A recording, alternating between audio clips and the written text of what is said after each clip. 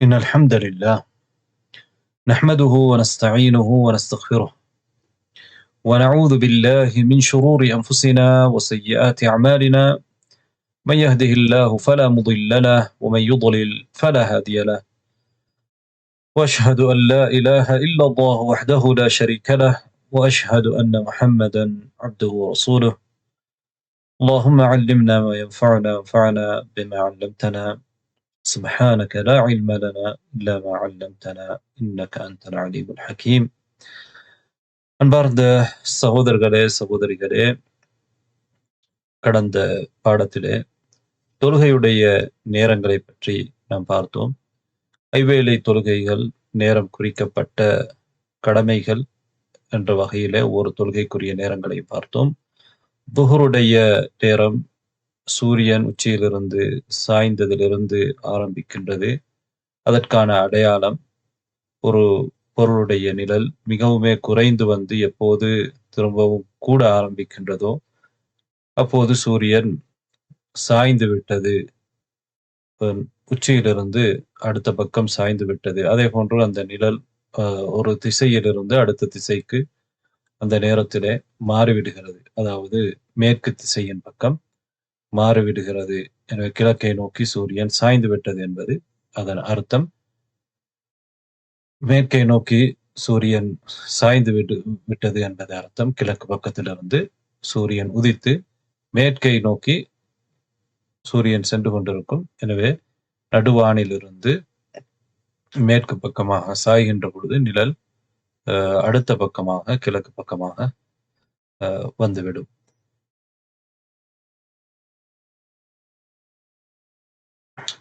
அடுத்ததாக துஹருடைய நேரத்திலே ஃபைஉஸ் ஜவால் என்கின்ற ஒரு நிழல், சூரியன் சரியாக எங்களுடைய தலைக்கு மேலால் போகின்ற காலத்திலே மட்டும் எந்த ஒரு பொருளுக்கும் நிழல் இருக்காது என்பதை நாங்கள் பார்த்தோம். அடுத்த நேரங்களில் எல்லாம் நிழல் இருக்கும். பொதுவாக ஒரு நிழல் இருக்கும். இந்த நிழலுக்கு பெயர் ஃபைஉஸ் ஜவால்.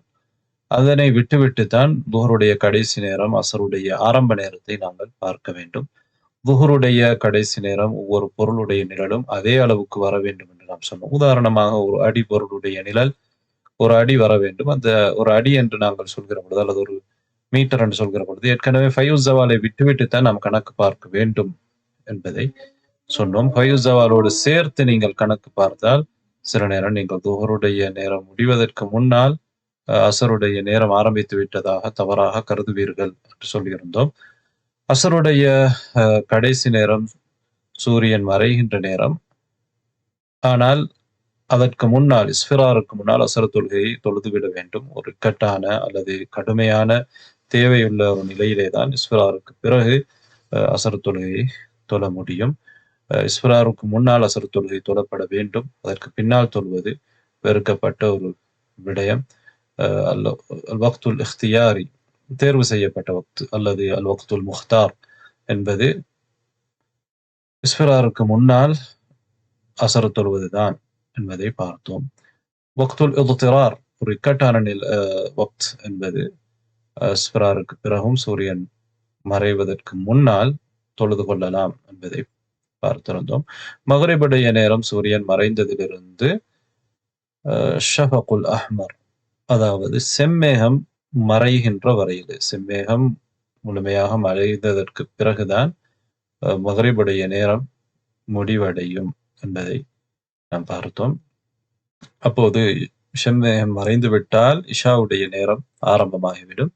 இஷாவுடைய நேரம் இரவின் நடுப்பகுதி வரையிலே இருக்கும் என்பதை நாங்கள் பார்த்தோம். அதான் இஷாவுக்குரிய தேர்வு செய்யப்பட்ட நேரம் செம்மேகம் மறைந்ததிலிருந்து இரவுடைய நடுப்பகுதிக்கு முன்னால். ஆனாலும் ஒருவர் நியாயமான காரணத்திற்காக, தேவைக்காக ஃபஜ்ர் வரையிலே இஷா தொழுகையை, ஃபஜ்ர் வரையிலே என்பது ஃபஜ்ர் உதயமாகுவதற்கு முன்னால் என்பதுதான் அதன் அர்த்தம். ஃபஜ்ர் வரையிலே என்றால் ஃபஜ்ர் உதயமாகுவதற்கு முன்னால். அதற்கு முன்னால் இஷாவுடைய தொழுகையை தொழாதவர்கள் தொழுது கொள்ள வேண்டும் என்று பார்த்தோம்.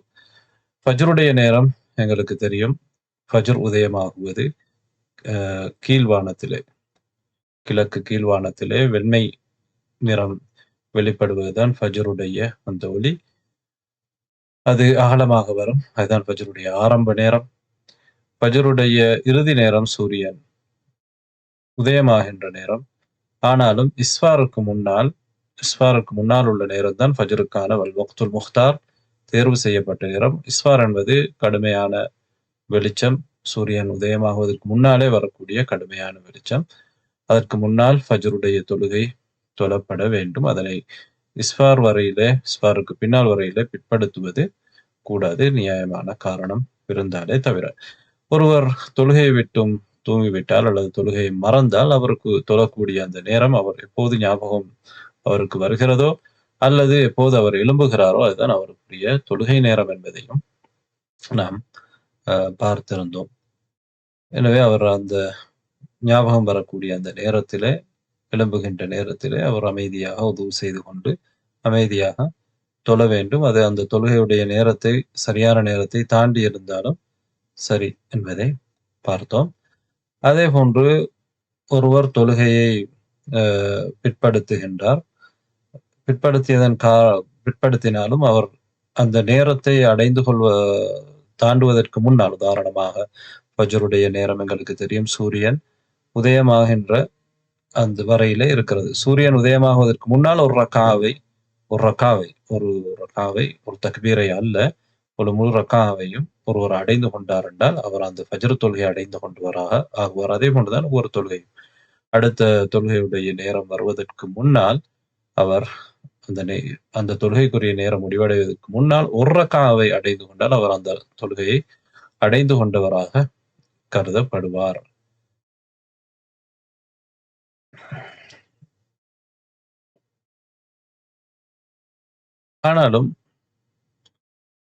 ஆனாலும் ஒருவர் வேண்டுமென்றே பிற்படுத்தினால்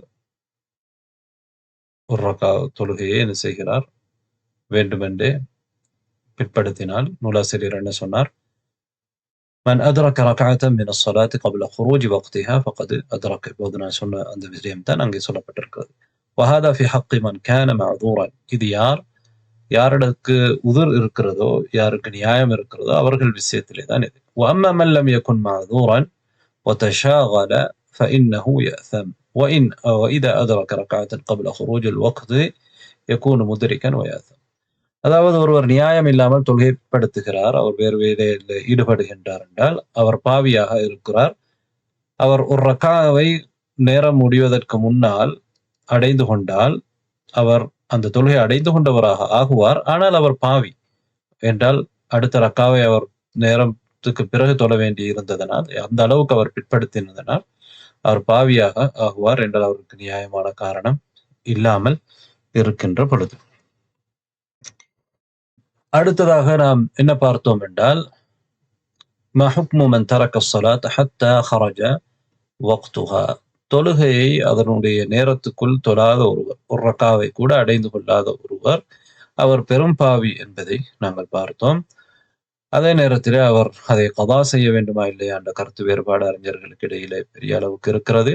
என்றாலும் நாங்கள் கதா செய்வதற்கு முடியாது, அவர் விட்டதற்கு அவர் குற்றவாளி, அவர் தௌபா செய்ய வேண்டும் என்ற கருத்தை தான் பலமான கருத்தாக கருதுகிறோம் என்பதை பார்த்தோம். இந்த கருத்தை சொல்லக்கூடிய அறிஞர்கள் யார் என்பதையும் நாம் பார்த்தோம். அடுத்ததாக துஹர், அஸ்ர், மக்ரிப், இஷா ஆகிய தொழுகைகளுக்கு இடையிலே நியாயமான காரணங்கள் இருந்தால் ஜம்மு செய்ய முடியும் என்று பார்த்தோம். முக்கியமாக ஜம்மு செய்வதற்கான பிரதானமான காரணம் சஃபர், பிரயாணம். பிரயாணத்துக்காக ஒருவர் ஜம்மு செய்ய முடியும். பிரயாணம் அல்லாமல் வேறு காரணங்களுக்காக பிரயாணத்திலே ஒருவர் ஜம்மு, கஸ்ர் இரண்டும் செய்ய முடியும். ஆனால் பிரயாணம் அல்லாத காரணங்களுக்காக கஸ்ர் அல்லாமல் ஜம்மு மட்டும் செய்ய முடியும். அதாவது துஹரையும் அஸ்ரையும் துஹருடைய நேரத்திலோ அல்லது அஸ்ருடைய நேரத்திலோ தொழுவது, மக்ரிபையும் இஷாவையும் மக்ரிபுடைய நேரத்திலோ அல்லது இஷாவுடைய நேரத்திலோ தொழுவதைத்தான் நாங்கள் ஜம் என்று சொல்கிறோம். கஸ்ர் என்றால் 4 ரக்கா தொழுகைகளை 2 ரக்காவாக தொழுவது. எனவே இந்த ஜம்மு என்பது பிரயாணத்துக்கு மட்டுமல்லாமல் கடுமையான பயம், நோய், ஒரு இக்கட்டான கஷ்டமான சூழ்நிலை, மழை போன்ற காரணங்கள்னால் கூட ஜம்மு செய்ய முடியும் என்பதை பார்த்திருந்தோம். அடுத்ததாக அதானுடைய பாடத்தை பார்த்தோம். பிலால் ரலியல்லாஹு அன்ஹு அவர்களுடைய அதானை பற்றி நாங்கள் பார்த்தோம். பொதுவாக அதான் என்று பிரபலியமாக இருக்கக்கூடிய அதான், அதுவும் சுன்னாவில இருக்கக்கூடிய அதான். அதே போன்று அபூ மஹ்தூரா ரலியல்லாஹு அன்ஹு அவர்களுடைய அதான், பிலால் ரலியல்லாஹு அன்ஹு அவர்களுடைய அதான்களை விட கூடுதலான வாக்கியங்களை கொண்ட அதானாக இருக்கிறது. அதிலே 19 வார்த்தைகள் அதானிலும், இக்காமாவிலே 17 வார்த்தைகளும் இருக்கிறது. எங்களுக்கு தெரியும் பிலால் ரலியல்லாஹு அன்ஹு அவர்களுடைய அதானிலே 15 வார்த்தைகள் இருக்கின்றன. மேலதிகமாக இந்த இக்காமாவிலே இங்கே 17 வார்த்தைகள் அபூ மஹ்தூரா ரலியல்லாஹு அன்ஹு அவர்களுடைய இக்காமாவிலே இருக்கிறது. கத் காமத்து ஸலாஹ் ஓடு 2யும் சேர்த்து 17 ஆகிறது. இல்லையென்றால் அது பிலால் ரலியல்லாஹு அன்ஹு அவர்களுடைய அதானை போன்றுதான். அபூ மஹ்தூரா ரலியல்லாஹு அன்ஹு அவர்களுடைய அதானிலே தர்ஜீ' என்கின்ற ஒரு விடயம் இருக்கிறது. தர்ஜீ' என்பது அஷ்ஹது அல்லா இலாஹ இல்லல்லாஹ் இந்த 2 ஷஹாதாக்களை 2 முறை 4 முறை சொன்னதற்கு பிறகு மீண்டும் 4 முறை சொல்வதைத்தான் அது குறிக்கிறது. அடுத்ததாக ஃபஜ்ர் தொழுகையிலே அஸ்ஸலாத்து கைரும் மினன் நௌம் என்கின்ற வார்த்தை மேலதிகமாக ஃபஜ்ர் அதானிலே, ஃபஜ்ர் அதான் என்பது ஃபஜ்ர் உதயமாகின்ற பொழுது சொல்கிற அதானைத்தான் அது குறிக்கும். சஹாபாக்களிடத்துல அந்த அதானிலே தான் அது சொல்லப்பட்டிருக்கிறதே தவிர இரவுலே சொல்லப்படக்கூடிய தஹஜ்ஜுத் அதான் என்று சொல்வார்கள். இன்றைக்கு முதலாவது அதான் என்று அதை சொல்வார்கள். அந்த அதானிலே அல்ல. சஹாபாக்களுடைய காலத்திலே முதலாவது அதான் என்பது அன்றைய நாளுடைய முதலாவது அதானாக இருக்கக்கூடிய ஃபஜ்ர் உதயமாகின்ற பொழுது சொல்லப்படுகிற அந்த அதானைத்தான். அதிலே தான் அஸ்ஸலாத்து கைரும் மினன் நௌம் என்கின்ற வார்த்தை சொல்லப்பட வேண்டும் என்பதை நாங்கள் பார்த்தோம். அதான் சொல்வதற்குரிய நேரம், அதானை அந்த தொழுகையுடைய நேரம் ஆரம்பிக்கின்ற பொழுது நாங்கள் அதானை சொல்கிறோம், ஆரம்பித்த பிறகு. அடுத்ததாக அதான் சொல்வது ஃபர்து கிஃபாயா என்பதை பார்த்திருந்தோம். பிரயாணத்திலே இருக்கக்கூடிய ஒருவர் அவர் போகின்ற இடத்திலே அதான் சொல்லப்படவில்லை என்றால் அந்த இடத்திலே அவர்கள் அதான் சொல்ல வேண்டும். ஏற்கனவே அவர்கள் சென்ற இடத்திலே பள்ளிவாசல் இருக்கிறது, மக்கள் அதான் சொல்லி இருக்கிறார்கள் என்றால் அவர்கள் அங்கே அதான் சொல்ல வேண்டிய தேவையில்லை. அதே போன்று தூரத்திலே அந்த பள்ளிவாசலிலிருந்து தூரத்திலே வசிக்கக்கூடிய ஒருவர் அவருக்கு அதான் கேட்பதில்லை என்றால் அவரும் தனக்காக அதான் சொல்லிக் கொள்ள வேண்டும். அதே போன்று இகாமாவும் சொல்ல வேண்டும் என்பதை பார்த்தோம். ஏற்கனவே அதான் சொல்லப்பட்ட பள்ளிவாசலிலே ஒருவர் தாமதமாக யாராவது போனால் அவர்கள் அதான் சொல்ல வேண்டிய அவசியம் இல்லை. இகாமா மாத்திரம் போதுமானது. அதே போன்று அதான் சொல்கிற பொழுது முஅத்தினை நாம் பின்தொடர்வது, முஅத்தின் சொல்வதை போன்று நாமும் சொல்வது முஸ்தஹப் என்பதை பார்த்தோம். ஹய்ய அலஸ் ஸலாஹ் ஹய்ய அலல் ஃபலாஹ் என்கின்ற அந்த வார்த்தைகளை சொல்கிற போது மாத்திரம் லா ஹவ்ல வலா குவத இல்லா பில்லாஹ் என்று சொல்வது முஸ்தஹப் என்பதை பார்த்தோம். அதே போன்று அதானிலே தான் நாங்கள் முஅத்தினை பின்தொடர வேண்டுமே தவிர இகாமாவிலே அதை முஅத்தின் சொல்வதை போன்று நாம் சொல்ல வேண்டும் என்பதற்கான ஆதாரங்கள் இல்லை என்பதையும் பார்த்தோம். அதான் சொல்கிற பொழுது நிறுத்தி நீட்டி சொல்வது முஸ்தஹப். இகாமா சொல்கின்ற பொழுது இகாமா சொல்லப்படுகின்ற பொழுது அதை அவசரமாக விரைவாக சொல்வதுதான் இகாமாவுக்குரிய வழிமுறை என்பதை பார்த்தோம். அதான் சொல்லக்கூடியவர் உயரமான ஒரு இடத்திலே இருந்து மக்கள் கேட்பதற்காக உயரமான ஒரு இடத்திலே இருந்து சொல்வது முஸ்தஹப் என்பதை பார்த்தோம். அதே போன்று இகாமா உயரமான இடத்திலே இருந்து சொல்லப்பட மாட்டாது, பள்ளிவாசலுக்குள்ளே தான் அது சொல்லப்படும் என்பதை பார்த்தோம். அதே போன்று அதான் சொல்பவர் சுத்தமான நிலையிலே அது அல்லாஹ்வுடைய திக்ர் என்பதனால் அவ்வாறு சொல்வது முஸ்தஹப். அதே போன்று நின்ற நிலையிலே அதான் சொல்வது முஸ்தஹப். 2 விரல்களையும் காதுக்குள் வைத்து அதான் சொல்வது முஸ்தஹப். ஹய்ய அலஸ் ஸலாஹ் ஹய்ய அலல் ஃபலாஹ் ஆகிய வார்த்தைகளை சொல்கின்ற பொழுது வலது பக்கமாகவும் இடது பக்கமாகவும் திரும்புவது முஸ்தஹப் என்பதை பார்த்தோம். அது எப்படி ஹய்ய அலஸ் ஸலாஹ் என்ற ஒரு முதல் வார்த்தை சொல்கிற பொழுது வலது பக்கமாகவும், ஹய்ய அலஸ் ஸலாஹ் என்கின்ற இரண்டாவது வார்த்தை சொல்கின்ற பொழுது இடது பக்கமாகவும், திரும்ப ஹய்ய அலல் ஃபலாஹ் என்கின்ற வார்த்தை சொல்கின்ற பொழுது முதல் வார்த்தை சொல்கிற பொழுது வலது பக்கமாகவும், இரண்டாவது வார்த்தை சொல்கின்ற பொழுது இடது பக்கமாகவும் என்று திரும்புவதுதான் முஸ்தஹப் என்று சில அறிஞர்கள் சொல்லியிருக்கிறார்கள். அவ்வாறு தான் அந்த ஹதீஸுடைய வெளிப்படையான வார்த்தைகளை பார்க்கின்ற பொழுதும் தெரிகின்றது. அதான் சொல்கின்ற பொழுது ஒவ்வொரு அதானையும் அமைதியாக நீட்டி ஆறுதலாக சொல்வதும், இகாமாவை சொல்கின்ற பொழுது அதனை அவசரமாக சொல்வதும் முஸ்தஹப் என்பதை பார்த்தோம். முஅத்தின் அதானுக்காக கூலி எடுக்காத ஒரு முஅத்தினாக இருக்க வேண்டும் என்பதை பார்த்தோம். அதோடு சம்பந்தப்பட்ட சில சட்டங்களை பார்த்திருந்தோம். அதே போன்று யார் அதான் சொன்னாரோ அவரே இகாமா சொல்வது முஸ்தஹப். அதே போன்று அதானுக்கும் இகாமாவுக்கும் இடையிலே ஒரு நேரம் இருப்பது முஸ்தஹப். அதானுக்கும் இகாமாவுக்கும் இடையிலே துஆ கேட்பது முஸ்தஹப் என்பதை பார்த்தோம்.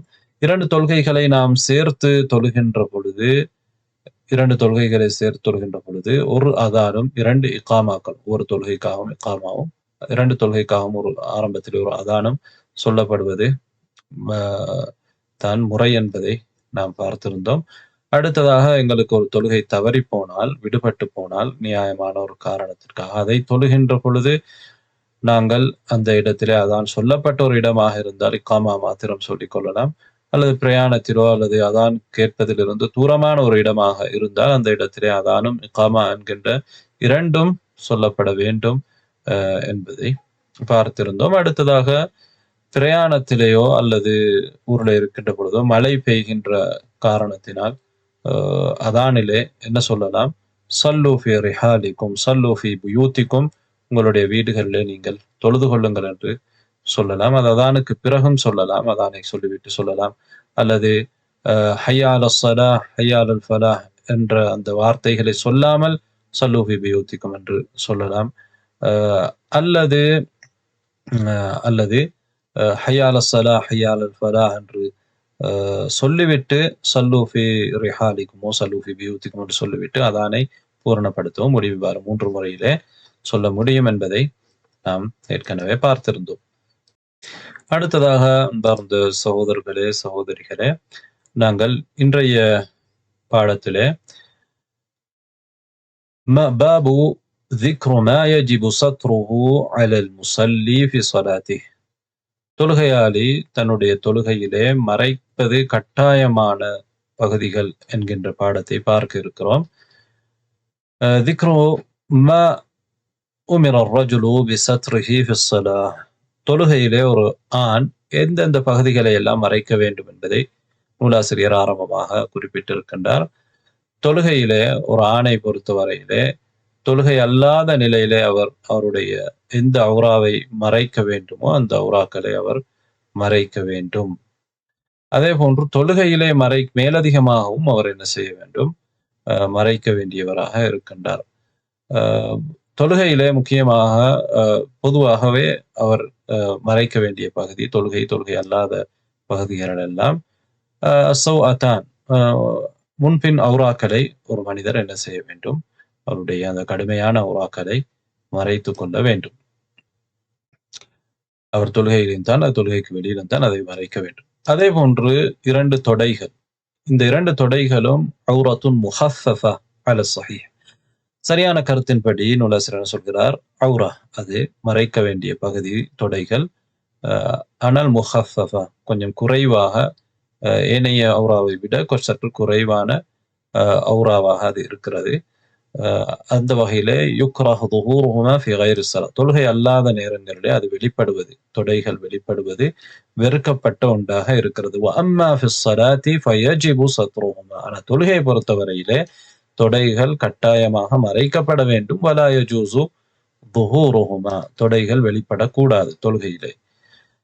لحديث جابر في الصحيحين رضي الله عنه, ஜாபிர் ரலியல்லாஹு அன்ஹு அவருடைய ஹதீஸை புகாரி முஸ்லிம்ல இருக்கிறது. நபி ஸல்லல்லாஹு அலைஹி வஸல்லம் அவர்கள் சொல்கிறார்கள், இன் கான ثوب واسعا, ஆடை விசாலமாக இருந்தால் ஃபல்தஹிஃப் பிஹி, அதை கொண்டு நீங்கள் போர்த்தி கொள்ளுங்கள், அதை நீங்கள் சுற்றி கொண்டு தொழுது கொள்ளுங்கள். وإن كان ضيقا فاتزر به, ஆடை குறைவான ஆடையாக இருந்தால் அந்த ஆடையை கொண்டு நீங்கள் கீழ ஆடையாக, அதாவது வேஷ்டியை நீங்கள் அணிந்து கொள்ளுங்கள். ஒரு துணி இருக்கிறது, அது ஒரு போதாமல் இருக்கிறது, முழுமையான உடலை மூடுவதற்கு போதாமல் இருக்கிறது. முழுமையான உடலை மூடுவதற்கு அளவுக்கு இருந்தால், விசாலமான ஆடையாக இருந்தால் முழுமையாக உங்களை சுற்றி கொள்ளுங்கள் என்று நபியார்கள் சொல்கிறார்கள். ஆனால் போதாத ஆடையாக இருந்தால், குறையான ஆடையாக இருந்தால் அதனை நீங்கள் கீழாடையை, அதாவது கீழாடை என்று சொல்வது இசார் என்பது வேஷ்டியாக நீங்கள் அதை அணிந்து கொள்ளுங்கள் என்று நபி அவர்கள் சொல்கிறார்கள். எனவே இந்த ஹதீஸிலே நபி அவர்கள் வேஷ்டி அணிந்து கொள்ளுங்கள், இசார் அணிந்து கொள்ளுங்கள் என்று சொல்கின்றதில் இருந்து தொப்புளுக்கும் முட்டுக்கால், அதாவது தொப்புளுக்கும் முழங்காலுக்கும் இடையிலே உள்ள பகுதி கட்டாயமாக மறைக்கப்பட வேண்டும் என்பது தெரிகிறது. ஆடை குறைவான ஆடையாக இருந்தால் நீங்கள் அதனை வேஷ்டியாக எடுத்துக்கொள்ளுங்கள், இசாராக எடுத்துக்கொள்ளுங்கள் என்று சொல்வதிலிருந்து தொழுகை பற்றிய ஹதீஸ் அது. எனவே தொழுகையிலே தொப்பிலிருந்து முழங்கால் வரையிலே உள்ள பகுதி மறைக்கப்பட வேண்டும் என்பதற்கு இது ஆதாரம் என்று முஃபஸ்ஸிர் இங்கே குறிப்பிடுகிறார். அதே போன்று வல் முஸல்லி மஅமூரும் பிஸத்ரி ஆதிகைஹி இன் கான காதிரன் அலா சத்ரிஹிமா, 2 தோல் புஜங்களையும் தொழுகையாளி மறைப்பதற்கு கட்டளையிடப்பட்டிருக்கின்றார். அதற்கு அவர் ஆற்றல் பெற்றவராக, சக்தி உள்ளவராக இருந்தார். ஒருவரிடத்தில் ஆடை இருக்கிறது என்றால் அவர் தொழுகையிலே 2 தோல் புஜங்களும் மறைக்கப்பட்டவராக இருக்க வேண்டும். இதற்கு ஆதாரமாக அபூ ஹுரைரா ரலியல்லாஹு அன்ஹுடைய ஹதீஸ் இருக்கிறது. நபி ஸல்லல்லாஹு அலைஹி வஸல்லம் சொல்கிறார்கள், லா யுஸல் அஹதுக்கும் ஃபி ஸௌபில் வாஹிதி லைஸ அலா ஆதிகைஹி மின்ஹு ஷை. ஒருவர் ஒரே ஒரு ஆடையிலே தொழ வேண்டாம். அவரிடத்திலே லைஸ அலா ஆதிகைஹி மின்ஹு ஷை, அவருடைய 2 தோல் புஜங்களிலும் எதுவும் இல்லாமல், ஆடை இல்லாமல் ஒரு ஆடையிலே தொழ வேண்டாம் என்று சொல்கிறார்கள். இங்கே அன்பார்ந்த சகோதரிகளே, தோல் புஜங்கள் ஆண்கள் தொழுகையிலே மூட வேண்டும் என்பதற்கான இந்த ஹதீஸ் ஆதாரமாக இருக்கிறது. அடுத்த விடயத்துக்கு நாங்கள் வருவோம். ஒரு பெண் தொழுகையிலே இந்த பகுதிகளை எல்லாம் மறைக்க வேண்டும். ஒரு பெண்ணை பொறுத்தவரையிலே தொழுகையிலே அவருடைய முழு உடலையும் ஒரு பெண் தொழுகையிலே மறைக்க வேண்டும். மஅதல் வஜ்ஹி வல் கஃபைனி பில் இஜ்மா, ஏகமனதாக முகத்தையும் 2 கஃபுகள் என்பது மணிக்கட்டுக்கு அப்பால் உள்ள பகுதி. மணிக்கட்டுக்கு அப்பால் என்றால் மணிக்கட்டிலிருந்து விரல் நுனிகள் வரையிலே உள்ள அந்த பகுதி, உள்ளங்கை, புறங்கை, அந்த பகுதிகள் மறைக்க வேண்டிய அவசியம் இல்லை. முகமும் கஃபுகளும் மறைக்க வேண்டிய அவசியம் இல்லை. அடுத்த முழு உடலும் பெண்கள் தொழுகையிலே மறைக்க வேண்டும். அதே போன்று வகதாலிக யஜூஸு லஹா கஷ்ஃபுல் கதமைனி அலா கௌலி பஅதி அஹ்லில் இல்ம், சில அறிஞர்களுடைய கருத்துப்படி பெண்கள் அவர்களுடைய கால் பாதங்களையும் தொழுகையிலே என்ன செய்யலாம், வெளிப்படுத்தலாம். எனவே இதான் பெண்கள் தொழுகையிலே வெளிப்படுத்த முடியுமான பகுதிகள். முகம், 2 கஃபுகள், அடுத்தது கால் பாதங்கள், இணைய பகுதிகள் கட்டாயமாக மறைக்கப்பட வேண்டும், தொழுகையிலே மறைக்கப்பட வேண்டும். ஆனால் தொழுகை அல்லாத நேரத்திலே ஒரு பெண் தன்னுடைய வீட்டிலே இருக்கின்ற பொழுது அல்லது மஹரமான ஆண்களுக்கு முன்னால் இருக்கின்ற பொழுது இதைவிட அதிகமான பகுதிகளை அவர்கள் திறக்க முடியும். தன்னுடைய சகோதரன், தந்தை, இணைய மஹரம்களுக்கு முன்னால் ஒரு பெண் தன்னுடைய தலையையோ கழுத்தையோ சாதாரணமாக வீட்டிலே திறந்திருக்கக்கூடிய பகுதிகளை அவர்கள் திறந்திருக்க முடியும். ஆனால் தொழுகையை பொறுத்தவரையிலே மஹரமான ஆண்கள் இருக்கிறார்கள் முன்னால் திறக்க முடியுமான பகுதிகள் மட்டுமல்ல, மேலதிகமாக தொழுகைக்காக அவர்கள் என்ன செய்ய வேண்டும், தங்களுடைய உடல்களை மறைத்துக் கொள்ள வேண்டும் என்பதைத்தான் நாங்கள் இங்கே சுட்டி காட்டுகின்றோம். நூலாசிரியர் அதைத்தான் சுட்டி காட்டுகின்றிருக்கிறார். என்றால் தொழுகை என்பது தொழுகைக்கு வெளியில இருக்கக்கூடிய தொழுகையுடைய ஔரா என்பது தொழுகைக்கு வெளியில இருக்கக்கூடிய ஔரா போன்றது அல்ல. தொழுகையிலே கூடுதலாக மறைக்க வேண்டும்.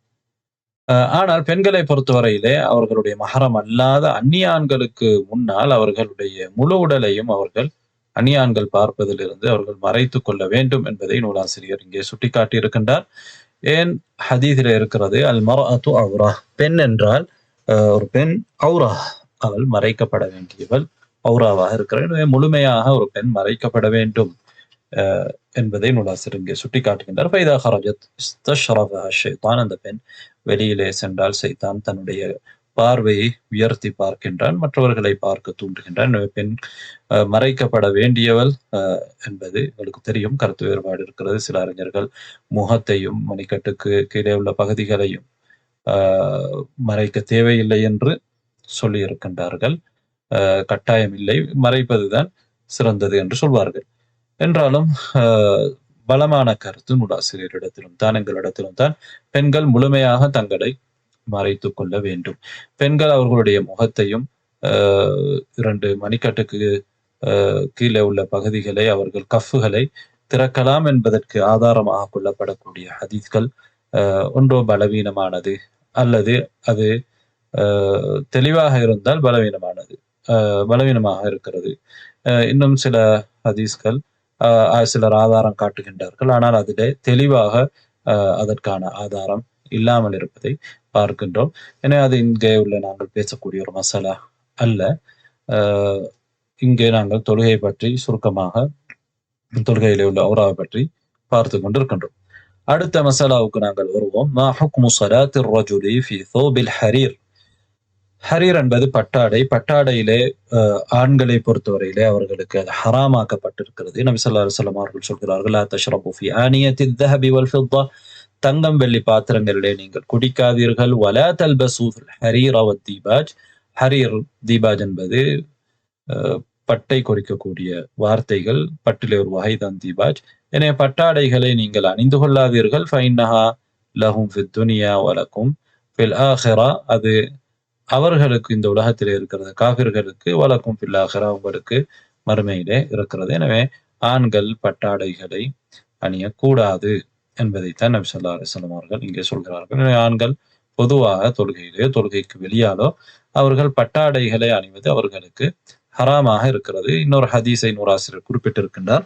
அலி ரலியல்லாஹு அன்ஹு அவர்கள் அறிவிக்கின்ற ஹதீஸ், நபி ஸல்லல்லாஹு அலைஹி வஸல்லம் அவர்கள் ஒரு பட்டாடையை எடுத்து வலது கையிலும் ஒரு தங்கத்தை எடுத்து இடது கையிலும் வைத்துவிட்டு என்ன சொல்கிறார்கள், இன்ன ஹதைனி ஹராமுன் அலா துகூரி உம்மதி. என்னுடைய உம்மாவில் இருக்கக்கூடிய, என்னுடைய சமுதாயத்தில் இருக்கக்கூடிய ஆண்களுக்கு இந்த இரண்டும் ஹராம் என்று சொல்லக்கூடிய ஹதீஸ். எனவே தொழுகையில இருக்கலாம், தொழுகைக்கு வெளியில இருக்கலாம், பட்டாடை அணிவது ஹராமானது.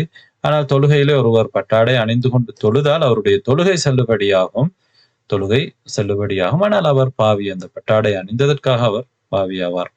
அதே போன்றுதான் தொழுகையிலே ஒருவர் திருடப்பட்ட ஆடை அல்லது அபகரிக்கப்பட்ட ஒரு ஆடையை அணிந்து கொண்டு தொழுதால் அதனுடைய சட்டம் என்ன என்பதை பற்றி அறிஞர்கள் பேசுவார்கள். நூலாசிரியர் இங்கே என்ன சொல்கிறார், திருடப்பட்ட ஆடை அல்லது அபகரிக்கப்பட்ட ஆடையிலே ஒருவர் தொழுதால் அவர் பாவி என்றால் அது இன்னொருவருக்குரிய ஹக், உரிமை. ஆனால் அவருடைய தொழுகை செல்லுபடியாகும். அவர் முஸ்லிம்களுடைய உரிமையை பறித்ததன் காரணமாக அவர் பெரும் பாவத்திலே ஈடுபட்ட ஒருவராக கருதப்படுவார். பெரும் பாவம் ஒன்றை செய்திருக்கிறார், ஆனால் அவருடைய தொழுகை செல்லுபடியாகவும் அவரா மறைக்கப்பட்டிருந்தார். நபி ஸல்லல்லாஹு அலைஹி வஸல்லம் அவர்கள் சொல்கிறார்கள், இன்ன திமாஅக்கும் வ அம்வாலக்கும் வ அராதக்கும் பைனக்கும் ஹராம். உங்களுடைய இரத்தங்கள், சொத்துக்கள், மானங்கள் உங்களுக்கு மத்தியிலே ஹராமாக்கப்பட்டிருக்கிறது. கஹுர்மதி யௌமிக்கும் ஹாதா. உங்களுடைய நாளிலே எவ்வாறு உங்களுடைய இந்த நாளிலே எவ்வாறு இந்த நாள் உங்களுக்கு கண்ணியமானதாக, ஹராமாக்கப்பட்டதாக, அதனுடைய கண்ணியம் குலைக்கப்படக்கூடாதோ அதே போன்று ஒருவருடைய மானம், செல்வம், இரத்தம் இவை அனைத்தும் பாதுகாக்கப்பட வேண்டும். ஃபி ஷஹரிக்கும் ஹாதா ஃபி பலதிக்கும் ஹாதா. நபி ஸல்லல்லாஹு அலைஹி வஸல்லம் அவர்களுடைய இறுதி ஹஜ்ஜிலே இதை சொன்னார்கள். உங்களுடைய இந்த மாதத்திலே, ஹஜ்ஜுடைய மாதம், புனிதமான மாதம். அதேபோல் உங்களுடைய இந்த ஊர் மக்கா, புனிதமான ஊர். இந்த ஊரிலே இந்த நாள் எவ்வளவு புனிதமானதோ அதே போன்று உங்களுடைய இந்த மானமும் செல்வமும் இரத்தமும் புனிதமானது என்பதை நபி அவர்கள் சொல்கிறார்கள். இதே போன்றுதான் அபகரிக்கப்பட்ட பூமியிலே ஒருவர் தொழுகிறார். தனக்கு பூமி, இன்னொருவருடைய பூமியை ஒருவர் என்ன செய்திருக்கிறார், பறித்திருக்கிறார், அபகரித்திருக்கிறார், திருடி இருக்கிறார். அதிலே அவர் தொழுதால் அவருடைய தொழுகை செல்லுபடியாகுமே தவிர அவர் பாவிதான் என்றால் அவர் இன்னொருவருடைய சொத்தை பறித்ததற்காக. இப்போது நாங்கள் பாபு சிஃபத்தி ஸலாத்தின் நபி அலைஹி ஸலாத்து வஸ்ஸலாம், நபி ஸல்லல்லாஹு அலைஹி வஸல்லம் அவர்களுடைய தொழுகை பற்றிய பாடத்தை, எவ்வாறு தொழுதார்கள், அதனுடைய வர்ணனை எப்படி இருந்தது என்பதை பற்றி பார்க்க இருக்கட்டும். இங்கே நூலாசிரியர் ஆரம்பமாக சஹீல் புகாரியிலே வரக்கூடிய மாலிக் இப்னு ஹுவைரிஸ் ரலியல்லாஹு அன்ஹு அவர்களுடைய ஹதீஸை குறிப்பிட்டிருக்கின்றார்கள். அதிலே நபி அவர்கள் என்ன சொல்கிறார்கள், ஸல்லு கமா ரஅய்துமூனி உஸல்லி. நான் எவ்வாறு தொழக் கண்டீர்களோ அவ்வாறே நீங்கள் தொழுங்கள் என்று சொல்கிறார்கள். என்னை போன்று நீங்கள் தொழுங்கள். எனவே நபி ஸல்லல்லாஹு அலைஹி வஸல்லம் அவர்கள் தொழுதை போன்று நாம் தொழ வேண்டும்.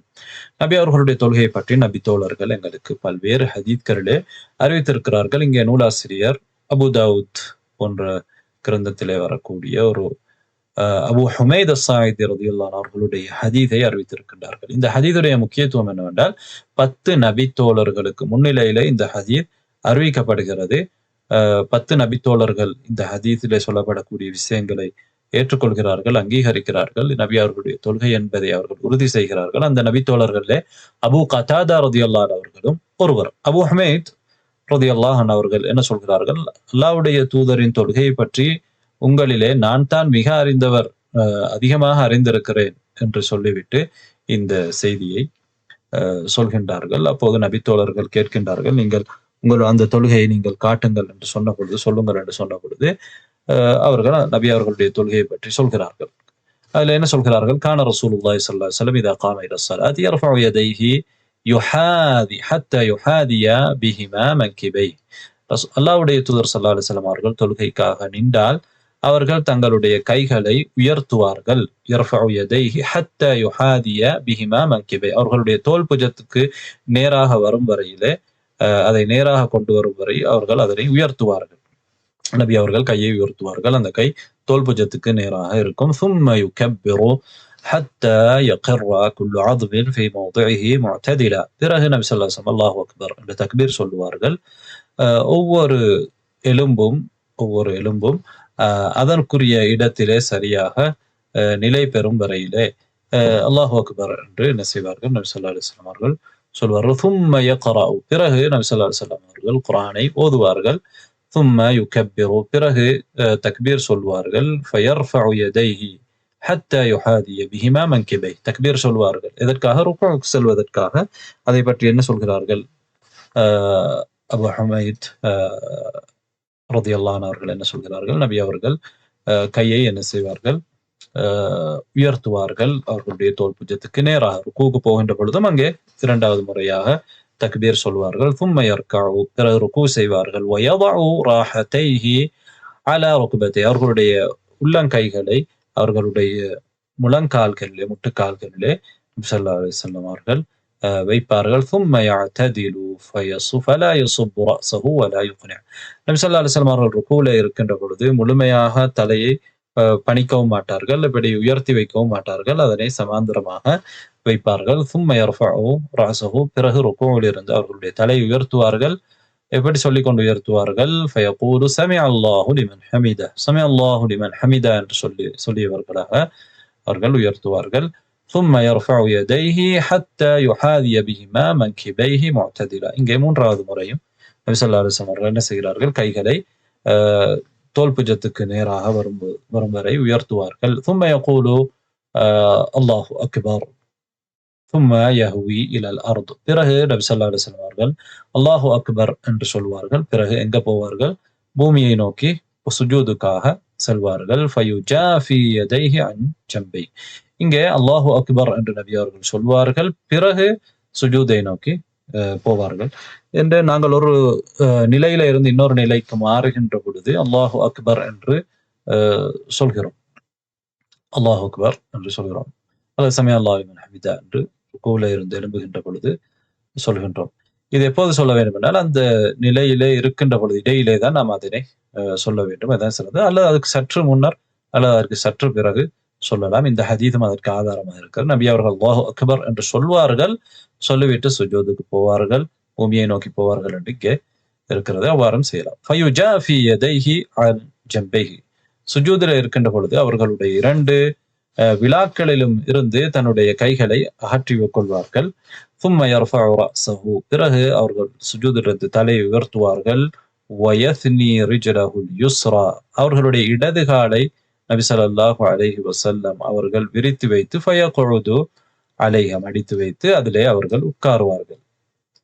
சுஜூதிலிருந்து எழுந்து அடுத்த சுஜூத், இரண்டு சுஜூதுகளுக்கும் இடையிலே உட்கார்கின்ற அந்த இருப்பு இஃப்திராஷ், ஜல்சத்துல் இஃப்திராஷ் என்று சொல்வார்கள். அந்த இஃப்திராஷ் இருப்பிலே இவ்வாறு அவர்களுடைய இடது காலிலே அதை மடித்து வைத்து அதிலே உட்காருவார்கள். வயஃப்தஹு அஸாபிஅ ரிஜ்லைஹி இதா சஜத். நபி ஸல்லல்லாஹு அலைஹி வஸல்லம் அவர்கள் சுஜூத் செய்தால் கிப்லாவை நோக்கி அவர்களுடைய விரல்களை அதனை விரித்து வைப்பார்கள். வயஸ்ஜுது ثم يقول الله أكبر. இன்னும் என்ன செய்வார்கள், சுஜூத் செய்வார்கள். பிறகு அல்லாஹு அக்பர் என்று சொல்வார்கள். ويرفع رأسه ويثني رجله யுஸ்ரா ஃபயகுது அலைஹா. பிறகு நபி ஸல்லல்லாஹு அலைஹி வஸல்லம் அவர்கள் என்ன செய்வார்கள்? தலையை உயர்த்துவார்கள். அவர்களுடைய இடது காலை மடித்து வைத்து அதிலே உட்காருவார்கள். ஹத்தா யர்ஜிஅ குல்லு அத்மின் இலா மௌதிஇ. ஒவ்வொரு எலும்பும் அதனுடைய இடத்துக்கு வரும் வரையிலே, அதாவது அவசரமாக விரைவாக எழுந்து விடாமல் அங்கே அவர்கள் அமைதியாக அதனை செய்வார்கள். இந்த இருப்புக்கு என்ன சொல்வார்கள்? அல்-இஸ்திராஹா, ஒரு ஓய்வு எடுக்கக்கூடிய இந்த பெயர் ஹதீஸிலே வரவில்லை என்றாலும் அறிஞர்கள் இதற்கு இந்த பெயர் வைத்திருக்கிறார்கள். பிறகு ஒரு எனவே சுஜூதிலிருந்து 2வது ரக்காவுக்காக எழும்புவதற்கு முன்னால் அந்த இடத்திலே சற்று உட்கார்ந்து விட்டு எழும்புவது இந்த ஹதீஸிலே சொல்லப்பட்டிருக்கிறது. வேறு ஹதீஸிலும் இருக்கிறது. சிலர் சொல்வதை போன்று ஒரே ஒரு ஹதீஸிலே சொல்லப்பட்டது மட்டுமல்ல. இங்கே அபு ஹுமைத் ரலியல்லாஹு அன்ஹு அவர்களுடைய ஹதீஸிலே இது சொல்லப்பட்டிருக்கிறது. ثم يصنع في الأخرى مثل ذلك. அடுத்த ரக்காவிலும் இதே போன்று நபி ஸல்லல்லாஹு அலைஹி வஸல்லம் அவர்கள் செய்வார்கள் என்று இந்த ஹதீஸ் எங்களுக்கு சொல்கிறது. ثم إذا قام من الركعتين كبر ورفع يديه حتى يحاذي بهما منكبيه. இது 4வது இடம். அதாவது நபி ஸல்லல்லாஹு அலைஹி வஸல்லம் அவர்கள் 2 ரக்காவுக்கு பிறகு, 2வது ரக்கா எங்களுக்கு தெரியும் தஷஹுத் இருக்கிறது. 2 ரக்காவுக்கு பிறகு அதிலிருந்து எழும்புகின்ற பொழுது 2வது ரக்காத்தை முடித்துவிட்டு நபி அவர்கள் பிறகு என்ன செய்வார்கள்? எழுந்தால் அல்லாஹு அக்பர் என்று தக்பீர் சொல்லுவார்கள். கப்பரா தக்பீர் சொல்வார்கள். அவருடைய இரு கைகளையும் தோல் புஜம் வரையிலே என்ன செய்வார்கள்? உயர்த்துவார்கள். தோல் புஜத்துக்கு நேராக இருக்கும் வரையிலே உயர்த்துவார்கள். இது 4வது. இந்த இடத்திலும் 2 கைகளையும் என்ன செய்கிறார்கள்? நபி ஸல்லல்லாஹு அலைஹி வஸல்லம் அவர்கள் உயர்த்துகிறார்கள். தஷஹுதுக்கு முதல் தஷஹுதுக்கு பிறகு எழும்புகின்ற போது, 3வது ரக்காவுக்காக எழும்புகின்ற போது, 2 ரக்கா முடித்ததற்கு பிறகு. கமா கப்பரா இந்த இஃப்திதாஹி ஸலாஹ். ஹதீஸிலேயே அபு ஹுமைத் ரலியல்லாஹு அன்ஹு சொல்கிறார்கள், தொழுகை ஆரம்பிக்கின்ற பொழுது அவர்கள் கைகளை தக்பீர் சொன்னதை போன்று என்ன செய்வார்கள்?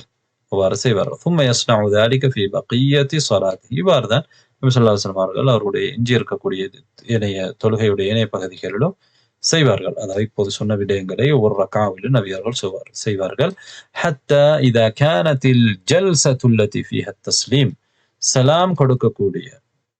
சலாம் கொடுக்கின்ற அந்த சலாம் சொல்லி அஸ்ஸலாமு அலைக்கும் வரஹ்மத்துல்லாஹ் என்ற தொழுகை முடிக்கிற அந்த சலாம் உள்ள இருப்பு வரும் வரையில இவ்வாறு செய்வார்கள். ஹத்தா இது அந்த இருப்பு வந்ததற்கு பிறகு நபி ஸல்லல்லாஹு அலைஹி வஸல்லம் அவர்கள் என்ன செய்வார்? அஹ்ஹர ரிஜ்லஹுல் யுஸ்ரா.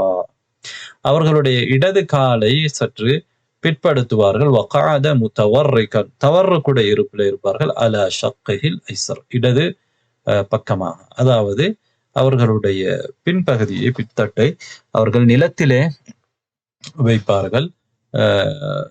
இடது காலை என்ன செய்வார்கள்? பிற்படுத்துவார்கள்.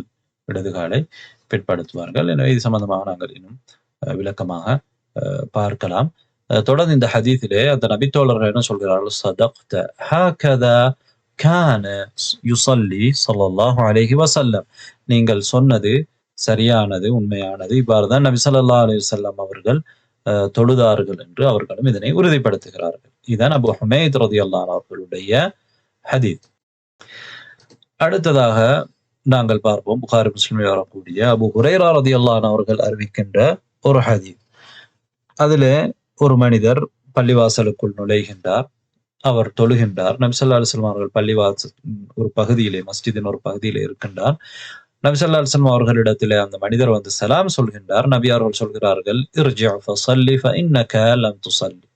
நீங்கள் சென்று தொழுங்கள், நீங்கள் தொழவில்லை என்று சொல்கிறார். அவர் தொழுதுவிட்டு தான் வருகிறார். திரும்பவும் அவர் சென்று தொழுதுவிட்டு வந்து நபி அவர்களுக்கு சலாம் சொன்ன பொழுது நபி அவர்கள் பதில் சொல்லிவிட்டு, நீங்கள் செல்லுங்கள், நீங்கள் தொழவில்லை, தொழுங்கள் என்று சொல்கிறார்கள்.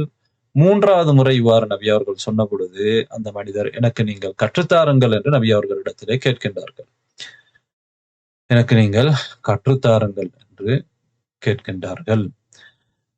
இந்த நேரத்திலே நபி ஸல்லல்லாஹு அலைஹி வஸல்லம் அவர்கள் அந்த மனிதருக்கு தொழுகையை கற்றுக் கொடுக்கின்றார்கள். என்ன சொல்கிறார்கள்? இதா கும்த இல ஸலாத்தி ஃபஅஸ்பிகில் வுது. நீங்கள் தொழுகைக்காக நின்றால் நீங்கள் வுதுவை பூரணப்படுத்திக் கொள்ளுங்கள். அதாவது வுதுவை நீங்கள் முழுமையாக செய்து கொள்ளுங்கள். முழுமை இஸ்பாகுல் வுது. வுதுவை முழுமையாக செய்வது என்பது 2 வகை. ஒன்று கடமையான விடயங்களை மாத்திரம் செய்வது, கழுவிக்கொள்வது அல்லது மசு செய்து கொள்வது, அல்லது மேலதிகமாக முழுமையான இஸ்பாக் என்பது மேலதிகமாக சுன்னத்தான முஸ்தஹப்பான விஷயங்களையும் சேர்த்து செய்வது. எப்படியோ நீங்கள் உதுவை பூரணப்படுத்திக் கொள்ளுங்கள். ثم استقبل القبلة. பிறகு நீங்கள் கிபிலாவை முன்னோக்குங்கள். فكبر தக்பீர் சொல்லுங்கள். وقرأ بما تيسر معك من القرآن. குர்ஆனிலே உங்களுக்கு முடியுமானதை நீங்கள் ஓதிக்கொள்ளுங்கள். ثم اركع حتى تطمئن راكعا. பிறகு நீங்கள் ருக்கூ செய்யுங்கள். ருக்கூவிலே நீங்கள் அமைதி அடைகின்ற வரையிலே. ثم ارفع رأسك حتى تعتدل قائما. பிறகு நீங்கள் ருக்கூவிலிருந்து இஅ்திதாலுக்கு நிலைக்கு நீங்கள் வரும் வரை நீங்கள் தலையை உயர்த்தி கொள்ளுங்கள், நிலைக்கு வாருங்கள். ثم اسجد. பிறகு சுஜூத் செய்யுங்கள். حتى تطمئن ساجدا. சுஜூதிலே நீங்கள் அமைதி அடைகின்ற வரையிலே சுஜூத் செய்யுங்கள். ثم ارفع பிறகு சுஜூதிலிருந்து நீங்கள் உயர்த்துங்கள், தலையை உயர்த்துங்கள். حتى تستوي وتطمئن جالسا. அந்த சுஜூதுக்கு பிறகு உட்கார்ந்து அமைதியாக நேர்த்தியாக நீங்கள் இருக்கும் வரையிலே. ثم اسجد حتى تطمئن ساجدا. பிறகு நீங்கள் சுஜூத் செய்யுங்கள், சுஜூதிலே நீங்கள் அமைதி அடைகின்ற வரையிலே. மிக விரைவாக செய்ய முடியாது, அதிலே நீங்கள் இத்மினான் துமஅனீனா கட்டாயம். ثم ارفع. பிறகு சுஜூதிலிருந்து நீங்கள் உயர்த்துங்கள். حتى تستوي قائما. நீங்கள் நிலைக்கு வந்து நேராக நிற்கும் வரையிலே. ثم افعل ذلك في صلاتك كلها. பிறகு நீங்கள் உங்களுடைய எல்லா தொழுகையிலும் அதனை செய்யுங்கள் என்று நபி ஸல்லல்லாஹு அலைஹி வஸல்லம் அவர்கள் சொல்கிறார்கள். இந்த விடயத்தை நபி அவர்கள் யாரு கற்றுக் கொடுக்கிறார்கள்? ஒருவர் தொழுகையிலே பிழை செய்த நேரத்திலே இதை கற்றுக் கொடுக்கிறார். இந்த ஹதீஸை ஹதீஸு முஸீஉ ஸலாத்தா, தொழுகை பிழையாக தொழுதவருடைய ஹதீஸ் என்றெல்லாம் இதனை அறிஞர்கள் சொல்லுவார்கள். இதில் யார் இருந்தார் என்றால் ஹல்லாத் இப்னு ராஃபி என்கின்ற ஒரு நபி தோழருக்கு தான் நபி அவர்கள் இவ்வாறு கற்றுக் கொடுத்ததாக வேறு ஹதீஸிலே நீங்கள் பார்க்கலாம். அதே போன்று ஹல்லாத் இப்னு ராஃபி அவர்களுடைய சகோதரன் ரிஃபாஅத் இப்னு ராஃபி ரலியல்லாஹு அன்ஹு அவர்கள் இந்த செய்தியை அறிவித்திருக்கின்றார்கள். அவர்களுடைய செய்தியிலே ஹதீஸிலே அவர்கள் என்ன சொல்கிறார்கள் என்றால், பைனமா நஹ்னு ஜுலூஸுன் ஹவுல ரசூலில்லாஹி ஸல்லல்லாஹு அலைஹி வஸல்லம் இத்தகல ரஜுலுன். நபி அவர்களை சுற்றி நாங்கள் உட்கார்ந்து கொண்டிருக்கின்ற நேரத்திலே ஒரு மனிதர் வந்தார். அவர் கிப்லாவை முன்னோக்கி தொழுதார். அவர் தொழுகையை முடித்த பிறகு நபி அவர்களிடத்திலே வந்து சலாம் சொன்னார்கள். அங்கே இருந்தவர்களுக்கும் சலாம் சொன்னார். அல்லாஹ்வுடைய தூதர் ஸல்லல்லாஹு அலைஹி வஸல்லம் அவர்கள் சலாத்துக்கு பதில் சொல்லிவிட்டு நீங்கள் திரும்பி சென்று தொழுங்கள், நீங்கள் தொழவில்லை என்று சொன்னார். அந்த மனிதரும் திரும்பி சென்று தொழுதார். நாங்கள் அவருடைய தொழுகையை நுணுக்கமாக பார்த்து கொண்டிருந்தோம். அவருடைய தொழுகையிலே குறை இருப்பதாக எங்களுக்கு தெரியவில்லை. அவர் தொழுகையை முடித்ததற்கு பிறகு வந்து நபி அவர்களிடத்திலே மீண்டும் சலாம் சொன்னார். அங்கே இருந்தவர்களுக்கும் சலாம் சொன்னார். நபி அவர்கள் பதில் சொல்லிவிட்டு நீங்கள் சென்று தொழுங்கள், நீங்கள் தொழவில்லை என்று சொன்னார். பிறகு அந்த மனிதர் என்ன சொன்னார் என்றால், எனக்கு இவ்வாறு தான் தொழ தெரியும், நீங்கள் எதை பிழை என்று சொல்கிறீர்கள் என்பது எனக்கு தெரியவில்லை என்று நபி அவர்களிடத்தில் சொன்ன பொழுது நபி அவர்கள் தொழுகை அவர்களுக்கு கற்றுக் கொடுத்தார்கள். என்ன சொன்னார்கள்? இன்னஹா லா ததிமு ஸலாத்து அஹதிக்கும் ஹத்தா யுஸ்பிகல் வுது. உங்களிலே ஒருவர் அவர் உதுவை முழுமையாக செய்கின்ற வரையிலே அவருடைய தொழுகை பூரணமாகாது என்று முதல்ல சொன்னார்கள். கமா அமரஹுல்லாஹு அஸ்ஸ வஜல்ல. அல்லாஹு தாலா கட்டளையிட்டபடி. நான் இந்த ஹதீஸை நாம் ஏற்கனவே உதுவுடைய பாடத்திலே பார்த்தோம். ஃபயக்ஸிலு வஜ்ஹஹு. அல்லாஹ் கட்டளையிட்டபடி அவருடைய முகத்தையும் அவர் கழுவ வேண்டும். வயதைஹி இலல் மிர்ஃபகைன். 2 கைகளையும் முழங்கைகள் வரையிலே கழுவிக்கொள்ள வேண்டும். வயம்ஸஹு பிரஅஸிஹி வரிஜ்லைஹி இலல் கஅபைன். அவருடைய தலையை மசு செய்ய வேண்டும். கால்களை கணுக்கால், அதாவது கால்களை கரண்டைக்கால் வரையிலே கால்களை கழுவிக்கொள்ள வேண்டும். ثم يكبر الله ويحمده. பிறகு தக்பீர் சொல்ல வேண்டும், அல்லாஹ் தாலாவை தக்பீர் சொல்ல வேண்டும், அல்லாஹ் அக்பர். அதே போன்று அல்லாஹ் தாலாவை புகழ வேண்டும். ثم يقرأ من القرآن ويحمده. فاتحة سورة الحمد لله رب العالمين. ثم يقرأ من القرآن ما أذن الله عز وجل له فيه. பிறகு அல்லாஹ் தாலா அவருக்கு அனுமதி அளித்ததை அவர் குர்ஆனிலிருந்து ஓத வேண்டும். ثم يكبر. பிறகு அவர் தக்பீர் சொல்லி فيركع فيضع كفيه على ركبتيه. தக்பீர் சொல்லிக் கொள்ள வேண்டும். ثم يكبر فيرفع. பிறகு ஃபயர்கா தக்பீர் சொல்லி ருக்குவுக்கு செல்ல வேண்டும். கியாமில் குரானை ஓதிவிட்டு தக்பீர் சொல்லி ருக்குவுக்கு செல்வார். ருக்குவிலே அவர் ஃபயதாஉ கஃபைஹி அலா ருக்பத்தைஹி, அவருடைய முட்டுக்கால்களிலே உள்ளங்கால்களிலே அவர்களுடைய 2 கஃப்களையும் உள்ளங்கைகளையும் வைப்பார். ஹத்தா தத்மஇன்ன மஃபாசிலுஹு வ தஸ்தர்கிய, அவருடைய மூட்டுக்கள் அமைதி அடைகின்ற வரையிலே, உடனே வைத்த உடனே எடுக்காமல் அது சற்று ஓரளவு நேரம் அங்கே இருக்க வேண்டும். அவருடைய மூட்டுக்கள் அமைதி அடைய வேண்டும். ஃபயகூலு சமி அல்லாஹு லிமன் ஹமீதா, பிறகு அவர் என்ன செய்வார்? சமி அல்லாஹு லிமன் ஹமீதா என்று சொல்லி ஃபயஸ்தவி காயிமன், நிலைக்கு வருவார். நிலைக்கு வந்து நிலையிலே நிற்பார். ஹத்தா யுகீம சுல்பஹு, அவருடைய முதுகெலும்பை அவர் நிலைநிறுத்த வேண்டும். நிலைநிறுத்தும் வரையிலே நேராக வருவார். சமி அல்லாஹு லிமன் ஹமீதா என்று சொல்லிக்கொண்டு வயஹுது குல்லு அத்மின் மா அஹதஹு, ஒவ்வொரு எலும்பும் அதற்குரிய இடத்தை அது எடுக்க வேண்டும். சும்ம யுகப்பிரு, பிறகு அவர் தக்பீர் சொல்லி அல்லாஹ் அக்பர் சொல்லி ஃபயஸ்ஜுது, சுஜூத் செய்வார். ஃபயுமக்கினு வஜ்ஹஹு, சுஜூதிலே வரப்பமா கால ஜபஹதஹு, அவருடைய முகத்தை நெற்றியை அவர் சரியான முறையிலே நிலத்திலே வைப்பார். மினல் அர்தி ஹத்தா தத்மஇன்ன மஃபாசிலுஹு வ தஸ்தர்கி, அவருடைய எலும்பு மூட்டுகள் அவருடைய மூட்டுகள் அமைதி அடைகின்ற வரையிலே அவர் சுஜூதிலே இருப்பார். அதாவது காகம் கொத்துகின்ற போது, பறவைகள் கொத்துகின்ற போல் சுஜூத் செய்யாமல், ருக்கு சுஜூத் செய்யாமல் அதிலே ஒரு அமைதித்தன்மை துமஅனீனா இருக்க வேண்டும். சும்ம யுகப்பிரு ஃபயஸ்தவி காயிதன் அலா மக்அதிஹி, பிறகு அவர் தக்பீர் சொல்லி சுஜூதிலிருந்து உட்கார்ந்து கொள்வார். எழுந்து அவருடைய அந்த இருக்கக்கூடிய அந்த இடத்திலே உட்கார்ந்து கொள்வார். யுகீமு சுல்பஹு, அந்த நேரத்தில் அவருடைய முதுகெலும்பை அவர் நிறுத்தி வைப்பார். இவ்வாறு அந்த ஹதீஸ்ல அவர் சொல்கிறார். فوصف الصلاة هكذا 4 ركعات, இவ்வாறு தொழுகையை 4 ரக்அத்களாக அவர்கள் வர்ணித்தார்கள். ஹத்தா ஃபரக, முடியும், அந்த தொழுகையை அவர் முடிக்கும் வரையிலே. ஹத்தா லா ததிமு ஸலாத்து அஹதிக்கும் ஹத்தா யஃஅல ذلك, உங்களில் ஒருவருடைய தொழுகை அவ்வாறு செய்கின்ற வரையிலே பூரணமாகாது என்று சொன்னார்கள். எனவே அக்ரஜஹு தாரிமி ஃபி பிஸ்னாதின் ஸஹீஹ், தாரிமி ரஹ்மத்துல்லாஹி அவர்கள் இந்த ஹதீஸை அறிவித்திருக்கிறார்கள். வேறு கிரந்தங்களிலும் வந்திருக்கிறது. தாரிமியுடைய அறிவிப்பு பூரணமாக இருக்கிறது. இதுதான் முக்கியமாக இந்த நூலாசிரியர் இங்கே நபி ஸல்லல்லாஹு அலைஹி வஸல்லம் அவர்களுடைய தொழுகையுடைய வர்ணனையை பற்றி குறிப்பிட்டிருக்கக்கூடிய முக்கியமான ஹதீஸ்கள். இப்போது நூலாசிரியர் என்ன செய்கிறார்? தொழுகையிலே உள்ள வாஜிபாத்துக்களை பற்றி பேசுகின்றார். 2 வகையான வாஜிபாத்துக்கள் தொழுகையிலே இருக்கின்றன. அடுத்ததாக அன்பார்ந்த சகோதரர்களே, நூலாசிரியர் சொல்லக்கூடிய இந்த விடயத்துக்கு நாங்கள் வருவோம். எங்களுக்கு தெரியும், தொழுகையிலே கட்டாயமாக செய்ய வேண்டிய விடயங்களை தான் நாங்கள் வாஜிப் என்று சொல்கிறோம். இந்த கட்டாயமான செய்ய வேண்டிய விடயங்கள் என்கின்ற பொழுது அதிலே ருக்குன்களும் இருக்கின்றன, ருக்குன் அல்லாத வாஜிபுகளும் இருக்கின்றன. அதைத்தான் நூலாசிரியர் இங்கே சொல்ல வருகின்றார். சில வாஜிபுகள் இருக்கின்றன, அது ருக்குன், தொழுகையுடைய ஒரு பிரதானமான பகுதி. அதனுடைய அர்த்தம் என்னவென்றால், அந்த ருக்குனை, அந்த வாஜிபை நீங்கள் விட்டால், ருக்குனாக இருக்கக்கூடிய அந்த வாஜிபை நீங்கள் விட்டால் அது உங்களுடைய தொழுகை செல்லுபடியாகாது.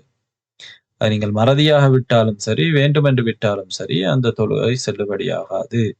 ருக்கு, சுஜூத், ஃபாத்திஹா சூராவை ஓதுவது போன்ற விடயங்கள் தொழுகையுடைய மிக பிரதானமான பகுதிகள், ருக்குன்கள். ஒரு சுஜூத் விடுபட்டால் இந்த ரக்கா செல்லுபடியாகாது. அவர் இன்னொரு ரக்காவை அதுக்கு பதிலாக தொழ வேண்டும். அதனால் தான் நூலாசிரியர் சொல்கிறார், ஹத்தா லவ் ஸஹா ஃபஅலைஹி யுஈத மா ஃபாத்தஹு, அவர் மறந்தால் கூட, அதை தெரியாமல் ஒருவர் ஒரு ருக்குனை மறந்து விட்டால், உதாரணமாக ஒரு சுஜூத் தான் செய்தார், ஒரு ரக்காவிலே ஒரு சுஜூதை விட்டு விட்டார், அது ருக்கு செய்யவில்லை அல்லது ஃபாத்திஹா ஓதவில்லை, இதெல்லாம் ருக்குன்கள். எனவே இந்த ருக்குன்களை ஒருவர் மறதியாக விட்டால் அவர் அதனை மீண்டும் செய்ய வேண்டும். மீண்டும் என்றால் அந்த ரக்கா செல்லுபடியாகாது. அந்த ரக்காவுக்குரிய இடத்தை அவர் தாண்டி விட்டால், அடுத்த ரக்காவில் இருக்கிறார் என்றால் ஏற்கனவே தொழுது அந்த ரக்கா வந்து செல்லுபடியற்றது. எனவே மீண்டும் முழுமையான அந்த ரக்காவை செய்ய வேண்டும். இல்லை அதே ரக்காவுக்குள் இருக்கிறார் என்றால் அந்த இடத்திற்கு சென்று அவர் அதனை பூரணப்படுத்த வேண்டும். எனவே ஹத்தா லவ் ஸஹா ஃபஅலைஹி அன் யுஈத மா ஃபாத்தஹு, அவருக்கு தவறி சென்றதை அவர் திரும்ப செய்ய வேண்டும். ருக்குனை அவர் விட்டால் சும்ம யஸ்ஜுது லிஸ்ஸஹு, பிறகு சுஜூது ஸஹு செய்வார். وهذه واجبات لا تسقط بالسهو ويسميها العلماء أركانا. உலமாக்கள் இதுக்கு அர்கான் என்று சொல்வார்கள். இந்த வாஜிபாத்துக்கள் இது மறதியால் விட்டால் கூட என்ன செய்யாது, மறதியால் விட்டாலும் மறந்து ஒருவர் இதை விட்டாலும் அவர் அதை திரும்ப செய்ய வேண்டும் என்பதுதான் இந்த வாஜிபுகள். இன்னும் சில வாஜிபுகள் இருக்கின்றன. அந்த வாஜிபுகள் ஒருவர் மறதியாக விட்டால் அவர் திரும்ப அதை செய்ய வேண்டிய அவசியம் இல்லை. மறதியாக ஒருவர் அதை மறந்து ஒரு வாஜிபை, அந்த வாஜிபுகளை விட்டால் அது ருக்குன் அல்லாத வாஜிபுகள். சுஜூத் ஸஹு மூலமாக அதனை என்ன செய்யலாம், நிவர்த்தி செய்யலாம், ஜபர் செய்யலாம்.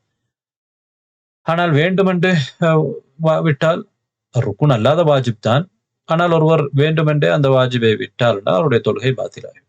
வாஜிபான ஒன்றை வேண்டுமென்று விட்டால் தொழுகை பாத்திலாகிவிடும். அது ருக்குன் அல்லாத வாஜிபாக இருந்தாலும் சரி, ருக்குனாக இருந்தாலும் சரி, ருக்குன் அல்லாத வாஜிபாக இருந்தாலும் சரி, வேண்டுமென்று விட்டால் அவருடைய தொழுகை வாஜிபாகிவிடும். ஆனால் ருக்குன் அல்லாத வாஜிபுகளை ஒருவர் மறதியாக விட்டால் அவர் சுஜூத் ஸஹு செய்து அதனை நிவர்த்தி செய்து கொள்ள முடியும். அதைத்தான் நூலாசிரியர் இங்கே குறிப்பிடுகின்றார். وإذا ترك عمدا بطلت صلاته لأنه بتركه عمدا يعتبر مشاقا لله ورسوله. என்றால் ஒரு வாஜிபை ஒருவர் வேண்டுமென்று தெரிந்து கொண்டு விடுவாரே ஆனால் அவர் அல்லாஹ்வுக்கும் ரசூலுக்கும் முரண்படக்கூடியவராக இருக்கின்றார். நபி ஸல்லல்லாஹு அலைஹி வஸல்லம் அவர்கள் சொல்கிறார்கள், மன் அமில அமலன் லைஸ அலைஹி அம்ருனா ஃபஹுவ ரத். எவர் ஒருவர் நாங்கள் சொல்லாத, கட்டளையிடாத, எங்களுடைய காரியத்தில் இல்லாத ஒரு விடயத்தை யார் செய்கின்றாரோ, மார்க்கத்தில் இல்லாத ஒன்றை ஃபஹுவ ரத், அது மறுக்கப்பட்டது என்று சொல்கிறார்கள். ஆயிஷா ரலியல்லாஹு அன்ஹா அவர்களுடைய ஹதீஸ் முஸ்லிம்ல இடம் வந்திருக்கிறது. அதே போன்று இன்னொரு அறிவிப்பிலே, புகாரி முஸ்லிம்ல வரக்கூடிய அறிவிப்பிலே, மன் அஹ்தத ஃபி அம்ரினா ஹாதா மா லைஸ மின்ஹு ஃபஹுவ ரத். எங்களுடைய இந்த மார்க்கத்திலே இல்லாத ஒன்றை யார் உருவாக்குகின்றாரோ, அதில் இல்லாத ஒன்றை உருவாக்குகின்றாரோ அது மறுக்கப்படும் என்று சொல்கிறார். எனவே ஃபஅமலுஹு ஹாதா யுஅ்தபரு பிஹி முஷாக்கன் லில்லாஹி வரசூலிஹி வஅலைஹி ஃபயுஅ்தபரு பிதாலிக இதா தஅம்மத முஃப்ஸிதன் லிஸ்ஸலாத். எனவே வேண்டுமென்று யாராவது அல்லாஹ் ரசூலுக்கு முரணான ஒரு செயலை அவர் செய்கிறார் என்றால் அது வேண்டுமென்று செய்தால் அவருடைய தொழுகையை அது பாத்திலாக்கி விடும் என்பதைத்தான் நூலாசிரியர் இங்கே குறிப்பிட்டிருக்கின்றார். எனவே அடுத்ததாக நாம் இப்போது தொழுகையுடைய முழுமையாக, தொழுகையுடைய முறைப்படி, தொழுகையுடைய அமல்களை பற்றி தொடர்ச்சியாக பார்க்க இருக்கிறோம். அதனைத்தான் தொடர்ச்சியாக நூலாசிரியர் இங்கே சொல்வதை நீங்கள் அவதானிக்கலாம்.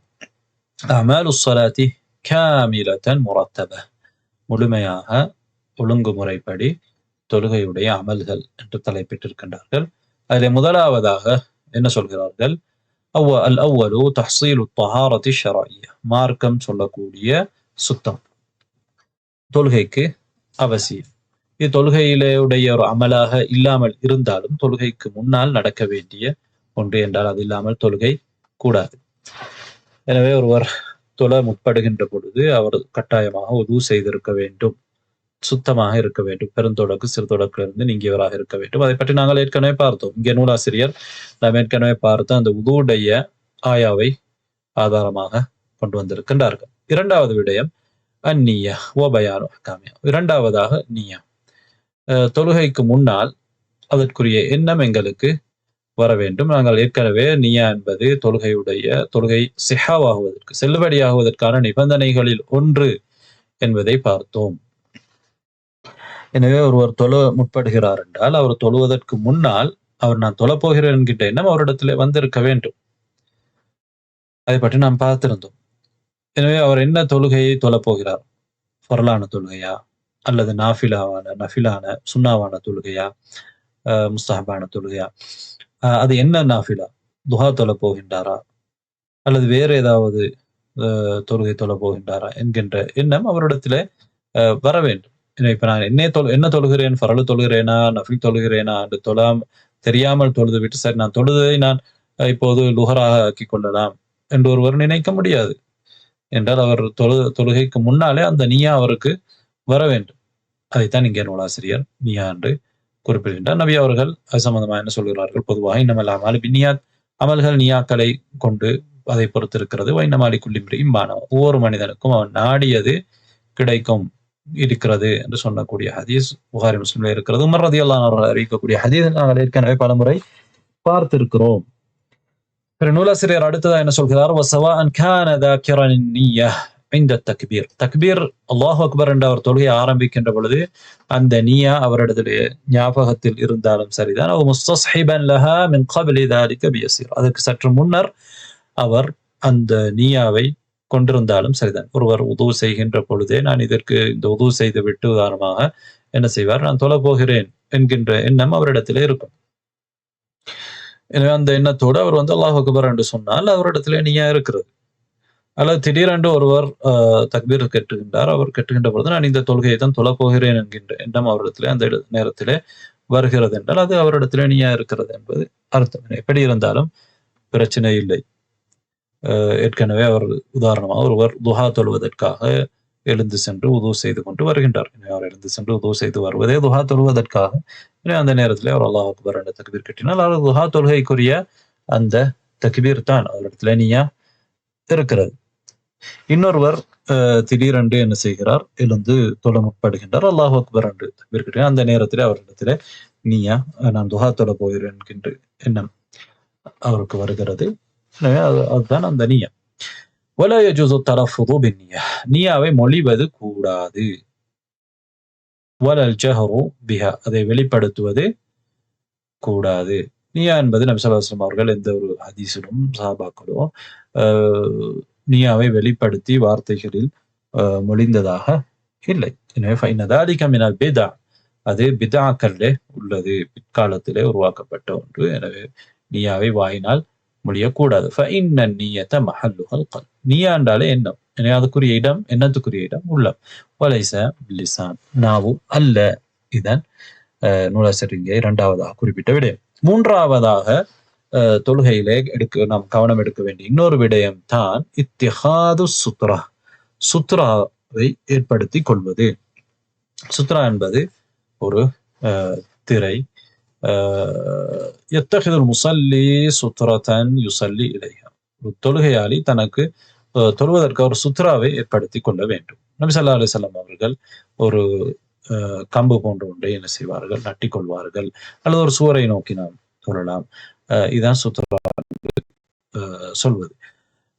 وقد امر بذلك النبي صلى الله عليه وسلم. ஸல்லல்லாஹு அலைஹி வஸல்லம் அவர்கள் அவ்வாறு செய்யுமாறுங்களுக்கு கட்டளையிட்டிருக்கின்றார்கள். என்ன சொல்லியிருக்கிறார்? லா துஸல்லி இல்லா இலா சுத்ரா. ஒரு சுத்ராவை நோக்கிய அன்று நீங்கள் தொழ வேண்டாம் என்று சொல்கிறார்கள். ولا تدع احدا يمر بين يديك.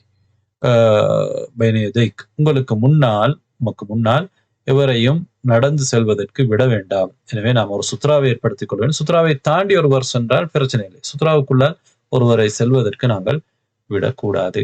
ஃபைன் அபா. அவர் மறுத்தால், எங்களை தாண்டி செல்வதற்கு ஒருவர் முற்படுகிறார். நாங்கள் என்ன செய்கிறோம்? விடவில்லை, தடுக்கின்றோம். அவர் திரும்பவும் என்ன செய்கிறார் என்றால் அந்த இடத்திலே எங்களை தாண்டி எங்களுக்கு முன்னால் செல்வதற்கு முற்பட்டால் ஃபல் துகாத்தில்ஹு. நீ அவரோடு போராடு. போராடு என்றால் இங்கே சண்டை பிடிக்க செல்லவில்லை. ஏற்கனவே தடுத்ததை விட கூடுதலாக பலமாக தடுப்பதற்கு சொல்கிறார்கள். ஃபஇன்ன மஅஹு கரீன். ஏனென்றால் அவரோடு ஷைத்தான் இருக்கின்றான். இது இப்னு ஹுஸைமா ரஹ்மத்துல்லாஹி அவர்கள் அறிவிக்கக்கூடிய ஹதீஸ் இப்னு உமர் ரலியல்லாஹு அன்ஹு அவர்கள் வழியாக வந்திருக்கிறது. எனவே وتكون هذه السترة مرتفعة لا تقل عن ثلثي ذراع. இந்த சுத்ரா சற்று உயரமானதாக இருக்க வேண்டும். அதாவது ஒரு கோடை அடித்து விட்டு இது சுத்ரா என்று நாம் சொல்ல முடியாது. அந்த சுத்ரா நிலத்திலிருந்து உயரமாக இருக்க வேண்டும். எந்த அளவுக்கு உயரமாக இருக்க வேண்டும்? லா தகில்லு அன் ثلثي ذراع. ذراع என்பது ஒரு முழம். ஒரு முழத்துடைய மூன்றில் இரண்டு பகுதி. ஒரு முழத்துடைய ஒரு முழத்தை நீங்கள் எடுத்து அதை மூன்றாக பிரித்தால் மூன்றில் இரண்டு பகுதி எந்த அளவுக்கு வருமோ, அதாவது ஒரு ஜானும் இன்னும் அரை ஜானும் சேர்க்கின்ற பொழுது இந்த அளவு கிட்டத்தட்ட வரும். ஏன்னா இது ஒரு அன்னளவான அளவுதான். அந்த அளவை விட குறையாமல் இருக்க வேண்டும். துலுசை திராயை விட குறையாமல் இருக்க வேண்டும். இதற்கு ஆதாரமான நூலாசிரியர் சஹீஹ் முஸ்லிம்ல வரக்கூடிய தல்ஹத் இப்னு உபைதுல்லாஹ் ரலியல்லாஹு அன்ஹு அவருடைய ஹதீஸை ஆரம்பமாக குறிப்பிட்டிருக்கின்றார்கள். நபி அவர்கள் அதில் என்ன சொல்கிறார்கள்? இதா வதா அஹதுக்கும் பைன யதைஹி மிஸ்ல முஹிரத்திர் ரஹ்லி. உங்களிலே ஒருவர் தனக்கு முன்னால் முஹிரத்துர் ரஹ்லை போன்ற ஒன்றை வைத்துக் கொண்டால் ஃபல்யுஸல்லி, அவர் தொழட்டும். வலா யுபாலி மன் மர்ர வராஅ ذلك. அதை தாண்டி யாராவது சென்றால் அவர் பொறுப்படுத்த வேண்டிய அவசியம் இல்லை. சுத்ராவை தாண்டி சுத்ராவுக்கு பின்னால் ஒருவர் செல்கிறார் என்றால் அது பிரச்சனை இல்லை. எனவே ஒருவர் தொழுகின்ற பொழுது அவருக்கு முன்னால் முஹிரத்துர் ரஹல் போன்றதொன்றை வைத்துக் கொள்ளட்டும். முஹிரத்துர் ரஹல் என்பது அன்றைய காலத்திலே ஒட்டகத்திலே பிரயாணம் செய்வார்கள். அந்த பிரயாணம் செய்கின்ற பொழுது அவர்கள் உட்காருவதற்காக ஒட்டகத்துக்கு மேலால் ஒரு சீட்டை வைப்பார்கள். அந்த சீட்டிலே என்ன செய்வார்கள், பின்னால் சாய்ந்து கொள்வார்கள். அது அதனுடைய அளவு எந்த அளவுக்கு இருக்கும் என்றால், இந்த முஹ்ரத்துர் ரஹல் என்பது அந்த சாய்கின்ற அந்த பகுதி சுலுசை திரா, அதாவது திரா மூன்றில் 2 பகுதி, ஒரு முழத்துடைய 2 பகுதி, ஒரு ஜானும் இன்னும் ஒரு அரை ஜானும் அளவுக்கு இருக்கக்கூடிய அளவுக்கு தான் அந்த இது முஹ்ரத்துர் ரஹல் இருக்கும். அதைத்தான் நபி அவர்கள் இங்கே குறிப்பிட்டு சொல்கிறார். அதை போன்ற ஒன்றை வைத்துக் கொள்ளலாம். இது குறைந்தபட்ச அளவு, ஒரு சுவருக்கு முன்னால் இருந்து கூட தொழலாம். அதே போன்று ஆயிஷா ரலியல்லாஹு அவர்களுடைய ஹதீஸை நூலாசிரியர் குறிப்பிடுகின்றார். அது சஹீஹ் முஸ்லிம்ல இடம்பெற்றிருக்கிறது. நபி அவர்கள் சுத்ரத்துல் முஸல்லி, தொழுகையாளியுடைய சுத்ராவை பற்றி வினவப்பட்ட பொழுது மிஸ்லு முஹிரத்துர் ரஹல், இதே பதிலை சொல்கிறார். முஹிரத்துர் ரஹலை போன்றது என்று சொல்கிறார்கள். எனவே முஹிரத்துர் ரஹல் என்பது ஹியல் ஹஷபத்துல் லத்தி யஸ்தனிது இலைஹா ராகிபுல் பஈர், ஒட்டகத்திலே பயணிக்கக்கூடிய பயணி சாய்ந்து கொள்கிற அந்த பலகை பகுதிக்கு தான் முஹிரத்துர் ரஹல் என்று சொல்லுவோம். வகத்ருஹா அக்ஸருல் உலமா வகத்தரஹா அக்ஸருல் உலமாஇ பினஹ்வி சுல்ஸை திரா, பெரும்பாலான உலமாக்கள் அதனை எப்படி அளவிட்டிருக்கிறார்கள், ஒரு திராவுடைய 3/2 பகுதி என்று அளவிட்டிருக்கிறார்கள். வயஜஅலு பைனஹு வ பைன சுத்ரதி நஹ்வ ثلاثة أذرع, தொழுகையாளி தனக்கும் தனது சுத்ராவுக்கும் இடையிலே கிட்டத்தட்ட 3 முழங்கள் இருக்கின்ற மாதிரி வைத்துக் கொள்வார். சுத்ரா 3 முழங்களுக்கு முன்னால் இருக்கும் என்றால் அதுக்கு இடையிலே அவர் தொழுவார். இதற்கு புகாரியிலே வரக்கூடிய பிலால் ரலியல்லாஹு அன்ஹு அவருடைய ஹதீஸ் இங்கே குறிப்பிட்டிருக்கிறார். நபி அவர்கள் என்ன சொல்கிறார்கள், லம்மா தஹலல் பைத், நபி ஸல்லல்லாஹு அலைஹி வஸல்லம் லம்மா தஹல் பைத், நபி ஸல்லல்லாஹு அலைஹி வஸல்லம் அவர்கள் கஅபாவுக்குள் நுழைந்த பொழுது ஜஅல பைனஹு வ பைனல் ஜிதாரி கரீபன் மின் 3 அத்ரா, நபி அவர்கள் தனக்கும் கஅபாவுக்குள்ளே இருக்கக்கூடிய அந்த சுவருக்கும் இடையிலே அங்கே தொழுதார்கள். எந்த அளவுக்கு வைத்துக் கொண்டார்கள், 3 முழங்களுக்கு நெருக்கமான அளவு வைத்தார்கள். தும்ம ஸல்லா, பிறகு நபி அவர்கள் தொழுதார்கள். எனவே ஒரு தொழுகையாளிக்கும் அவருடைய சுத்ராவுக்கும் இடையிலே கிட்டத்தட்ட 3 முழங்கள் இருக்கின்ற அளவுக்கு அவர் வைத்துக் கொள்ளலாம். இது ஒரு அன்னளவான அளவுதான், சரியாக மில்லிமீட்டர் அளவிலே 3 முழங்கள் இருக்க வேண்டும் என்பது அல்ல. ويكون بين موضع سجوده وبين الجدار نحو ممر الشاة, அதே போன்று அவர் சுஜூத் செய்கின்ற இடத்துக்கு, தொழுகையாளி அவர் தொழுகையிலே சுஜூத் செய்வார். அவர் சுஜூத் தலையை வைக்கின்ற அந்த இடம் மௌதிஉ சுஜூத், தொழுகையிலே அவர் சுஜூத் செய்கின்ற அந்த இடத்துக்கும் வபைனல் ஜிதார் அந்த சுவருக்கும் இடையிலே எந்த அளவு இருக்க வேண்டும், நஹ்வ மமர் ஷா, ஒரு ஆடு அதனால் அதை தாண்டி செல்கின்ற அந்த அளவுக்கு இருக்கும். ஆட்டுக்கு ஒரு சிறிய ஒரு இடம் இருந்தால் போதுமான அந்த அளவு இடம், சுவருக்கு அவர் நெருக்கமாக என்ன செய்வார், அவருடைய தலையை வைப்பார். அதற்கும் அவருடைய தலையை வைத்ததற்கு பிறகு அந்த சுவருக்கும் இடையில இருக்கக்கூடிய அந்த அளவு ஒரு ஆடு செல்லக்கூடிய அளவு என்று ஹதீஸிலே வந்திருக்கிறது. ஸஹல் இப்னு ஸஅத் ரலியல்லாஹு அன்ஹு அவருடைய ஹதீஸ் புகாரி முஸ்லிம்ல இருக்கிறது. கான பைன முஸல்லா ரசூலுல்லாஹி ஸல்லல்லாஹு அலைஹி வஸல்லம் வ பைனல் ஜிதார், நபி ஸல்லல்லாஹு அலைஹி வஸல்லம் அவர்களுடைய அந்த தொழும் இடத்துக்கும், அதாவது சுஜூத் செய்யக்கூடிய அந்த இடத்துக்கும் சுவருக்கும் இடையிலே மமர்ருஷா, ஒரு ஆடு நடந்து செல்லக்கூடிய அளவு இடம் இருக்கும். நூலாசிரியர் தொடர்ந்து சொல்கிறார், வலைஸ அலல் மஅமூமி அன் யத்தகித சுத்ரா, இது சுத்ராவை பற்றி நாங்கள் சொன்னதெல்லாம் இமாமுக்கும் தனியே தொழக்கூடிய முன்ஃபரிதுக்கும் உரியது. அதே நேரத்தில் மாமூமை பொறுத்தவரையிலே இமாமை பின்பற்றி தொழக்கூடிய தொழுகையாளிக்கு தான் நாங்கள் மாமூம் என்று சொல்வோம். அவர் சுத்ரா எடுக்க வேண்டிய அவசியம் இல்லை. தனியே தொழுவர் சுத்ரா அவருக்கு இருக்க வேண்டும், இமாமுக்கு சுத்ரா இருக்க வேண்டும். ஆனால் இமாமை பின்தொடர்ந்து தொழக்கூடிய ஒருவர் அவர் சுத்ரா எடுக்க வேண்டிய அவசியம் அவருக்கு இல்லை.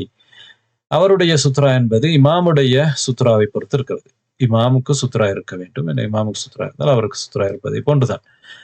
புகாரி முஸ்லிம் வரக்கூடிய ஹதீஸிலே இப்னு அப்பாஸ் ரலியல்லாஹு அன்ஹு அவர்கள் என்ன சொல்கிறார்கள், அக்பல்து ராகிபன் அலா ஹிமாரி அதான், ஒரு பெண் கழுதையின் மேல் பயணித்து ஏறி நான் வந்திருந்தேன். வான யௌமைதின் கது நஹஸ்து லிஹ்திலாம், அப்போது நான் பருவ வயதை நெருங்கி இருந்தேன், பருவ வயதை அடைவதற்கு நெருங்கி இருந்தேன். அந்த பருவத்திலே நான் ஒரு பெண் கழுதையின் மீது ஏறி பிரயாணம் செய்து அதாவது அதிலே வாகனத்திலே நான் ஏறி வந்திருந்தேன். ரசூலுல்லாஹி ஸல்லல்லாஹு அலைஹி வஸல்லம் யுஸல்லி பின்னாஸி பிமினா இலா கைரி ஜிதார். அல்லாஹ்வுடைய தூதர் ஸல்லல்லாஹு அலைஹி வஸல்லம் அவர்கள் மினாவிலே சுவர் அல்லாததை நோக்கி அவர்கள் தொழுது கொண்டிருந்தார்கள். மக்களுக்கு தொழுகை நடத்தி கொண்டிருந்தார்கள். ஃபமரர்து பைன யதை பஅதி ஸஃபி. சில சஃப்களுக்கு முன்னால் நான் நடந்து சென்றேன். ஃபனஸல்து அங்கே அந்த கழுதையிலிருந்து இறங்கினேன். வஅர்சல்துல் அதான தர்தா. அந்த கழுதையை மேய்வதற்காக நான் விட்டுவிட்டேன். வதகல்து ஃபிஸ் ஸஃப். நான் சஃப்புக்குள் அதாவது தொழுகையில் இருக்கக்கூடிய அந்த அணிவரிசை அந்த வரிசைக்குள் நான் சஃப்புக்குள் நுழைந்தேன். ஃபலம் யுன்கிர் ذلك علي أحد. எவரும் எனக்கு அதனை மறுக்கவில்லை. எனவே இங்கே மாமூம்களுக்கு சுத்ரா அவசியம் இல்லை என்பதற்கு தான் இதனை ஆதாரமாக நூலாசிரியர் கொண்டு வந்திருக்கின்றார். தொடர்ந்து நூலாசிரியர் என்ன சொல்கிறார்? வலா யதஉல் முஸல்லி அஹதன் யமுர்ரு பைன யதைஹி வ பைன சுத்ரா. தொழுகையாளி தனக்கு முன்னாலும் தனக்கு சுத்ராவுக்கும் இடையிலே யாரையும் செல்வதற்கு அவர் விடக்கூடாது. வலா ஹரஜ அலைஹி இதா மர்ர மன் மின் வராஇஹா. எனவே அதற்கு பின்னால் சுத்ராவை தாண்டி யாராவது போனால் அது பிரச்சனை இல்லை. لحديث طلحة بن عبيد الله المتقدم. ஏற்கனவே طلحة بن عبيد الله ரலியல்லாஹு அன்ஹுடைய ஹதீஸுக்காக வேண்டி அந்த ஹதீஸிலே நபி அவர்கள் சொல்கிறார்கள், அதை சுத்ராவை தாண்டி எவராவது போனால் அது பிரச்சனை இல்லை. சுத்ராவுக்குள்ளால் போகக்கூடாது. சுத்ராவுக்கும் தொழுகையாளிக்கும் இடையிலே ஒருவர் என்ன செய்யக்கூடாது, போகக்கூடாது என்பதைத்தான் இங்கே நாங்கள் கவனத்தில் எடுக்க வேண்டும். தொடர்ச்சியாக நூலாசிரியர் சொல்கிறார், وفي الصحيحين عن ابي سعيد الخدري رضي الله عنه ان النبي صلى الله عليه وسلم قال. புகாரி முஸ்லிமில் வரக்கூடிய ஹதீஸிலே அபூ சயீத் அல்-குத்ரி ரலியல்லாஹு அன்ஹு அவர்கள் சொல்கிறார்கள், நபி ஸல்லல்லாஹு அலைஹி வஸல்லம் சொன்னார்கள், இதா ஸல்லா அஹதுக்கும் இலா ஷைஇன் யஸ்துருஹு من الناس فأراد أحد أن يجتاز بين يديه فليدفعه فإن أبى فليقاتله فإنما هو شيطان. உங்களிலே ஒருவர் ஒன்றை நோக்கி தொழுகிறார்.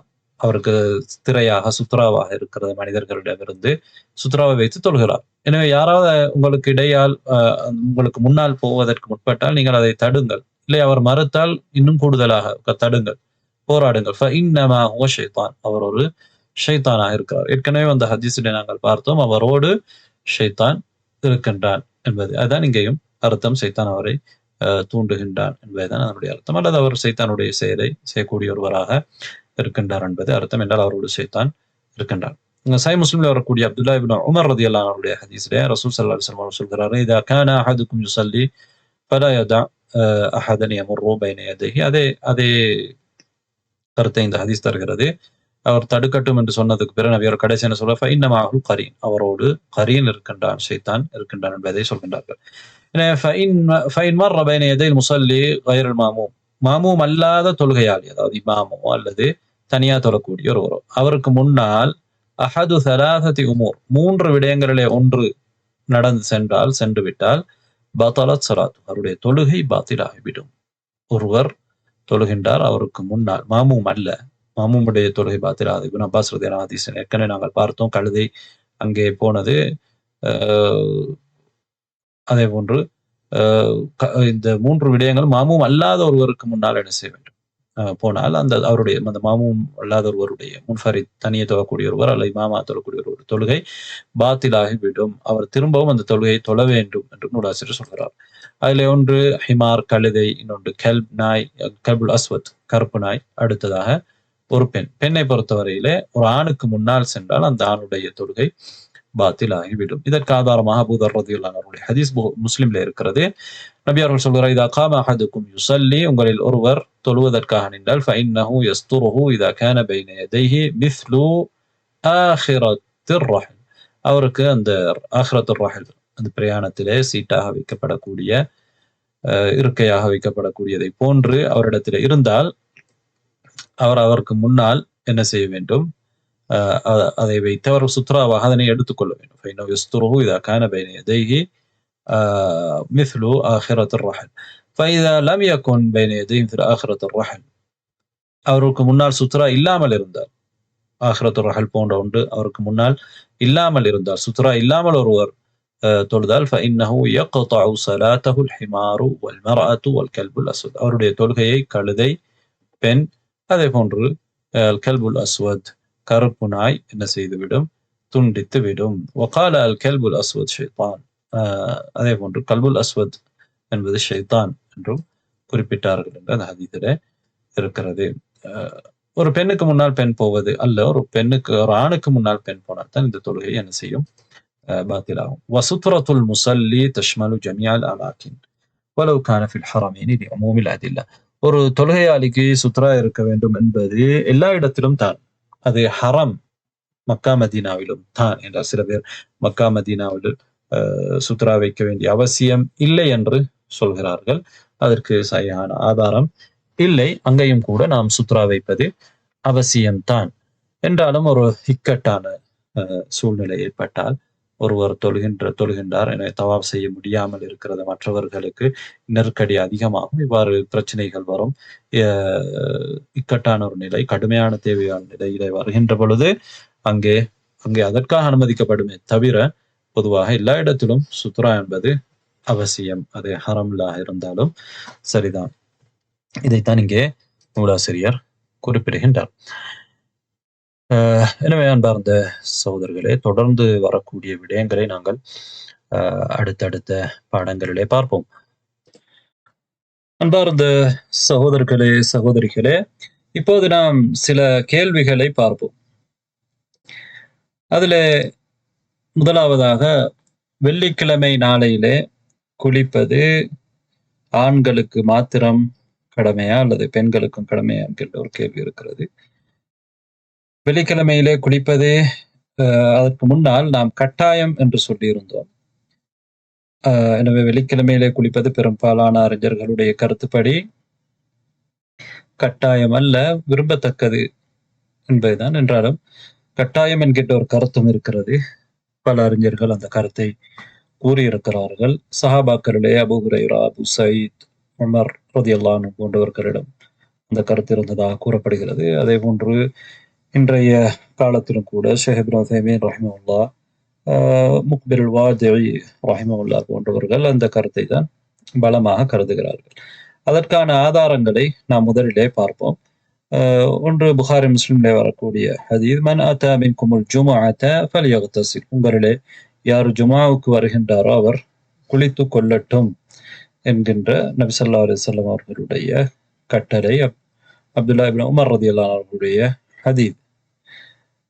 அதே போன்று புகாரி முஸ்லிம் வரக்கூடிய இன்னொரு ஹதீஸ், அபூ ஹுரைரா ரலியல்லாஹு அன்ஹு ஹதீஸ், ஹக்குன் அலா குல்லி முஸ்லிமின் யக்தஸில குல்ல சபஅத்தி அய்யாம், ஒவ்வொரு 7 நாட்களும் ஒரு முஸ்லிம் குளித்துக் கொள்வது ஒரு முஸ்லிமின் மீது ஹக்காக இருக்கிறது. யக்ஸிலு ரஅஸஹு வ ஜஸதஹு, அவர் தன்னுடைய தலையையும் உடலையும் கழுவிக்கொள்வார். அன்பார்ந்த சகோதரர்களே, நாங்கள் பொதுவாக குளித்தல் என்று சொன்னாலே எங்களுடைய பாடங்களிலே நாடுவது தலையும் கழுவப்பட வேண்டும், உடலும் கழுவப்பட வேண்டும். அரபியிலே ஃபிக்ஹிலே குஸ்ல் என்றால் அவ்வாறு முழு உடலையும் தலையோடு சேர்த்து கழுவுவதைத்தான் நாம் குஸ்ல் என்று வரைவிலக்கணப்படுத்துகிறோமே தவிர உடலுக்கு மாத்திரம் குளிப்பதை, தலையிலே தண்ணீர் படாமல் உடலை மாத்திரம் கழுவிக்கொள்வதை நாம் குளித்தல் என்று குஸ்ல் என்று சொல்வதில்லை. அவ்வாறு கழுவிக்கொள்ளலாம் விரும்பியவர்கள். ஆனால் கடமையான குளிப்பு என்று சொல்கிற பொழுது தலையும் சேர்ந்து கழுவப்பட வேண்டும். அதே போன்று ஜுமாவுக்கு குளித்தல் என்று சொல்கிற பொழுது, உசுல் என்று சொல்கிற பொழுது தலையும் சேர்த்து கழுவப்பட வேண்டும் என்றால் சிலர் அதை ஒரு கேள்வியாக கேட்டிருந்தார்கள். அதனால் இதை ஞாபகப்படுத்திக் கொள்கிறேன். அதே போன்றுதான் நாம் சொன்ன இந்த ஹதீஸ் ஒவ்வொரு முஸ்லிமின் மீதும் ஹக்காக இருக்கிறது. இங்கே ஹக் என்பதற்கு கடமை என்ற அர்த்தமும் கொடுக்கலாம், அல்லது வலியுறுத்தப்பட்டது என்ற அர்த்தமும் கொடுக்கலாம். கடமை என்பதை நாங்கள் இந்த ஹதீஸில் மாத்திரம் அல்ல, வேறு ஹதீஸிலிருந்தும் விளங்கலாம். அதிலே ஒன்றுதான் அபூ தாவூதிலே வரக்கூடிய ஹதீஸ், அலா குல்லி முஹ்தலிமின் ரவாஹுல் ஜும்ஆ, பருவ வயதை அடைந்த ஒவ்வொருவருக்கும் ஜுமாவுக்கு செல்வது கடமை என்று நபி அவர்கள் சொல்கிறார். வஅலா குல்லி மன் ராஹல் ஜும்ஆ, எவரெல்லாம் ஜுமாவுக்கு செல்வார்களோ அவர்கள் மீது கடமை அல் குஸ்ல், குளிப்பது. இதுவும் பலமான ஹதீஸ். இந்த ஹதீஸ்கள் எதை சொல்கிறது என்றால் ஜும்மாவுக்காக குளித்துக் கொள்வது கடமை என்பதை சொல்கிறது. ஜுமாவுக்காக குளித்துக் கொள்வது கடமை. பெரும்பாலான அறிஞர்கள் அது முஸ்தஹப், விரும்பத்தக்கது என்ற கருத்தை கொண்டிருக்கிறார்கள். ஆனால் அவர்கள் காட்டக்கூடிய ஆதாரம் சமுரா ரலியல்லாஹு அன்ஹுடைய ஹதீஸ் அது பலவீனமானது. அது அந்த ஹதீஸை நாம் ஆதாரமாக எடுத்துக்கொள்ள முடியாது. அதல்லாமல் இப்போ இன்னொரு ஹதீஸை ஆதாரமாக காட்டுகின்றார்கள்.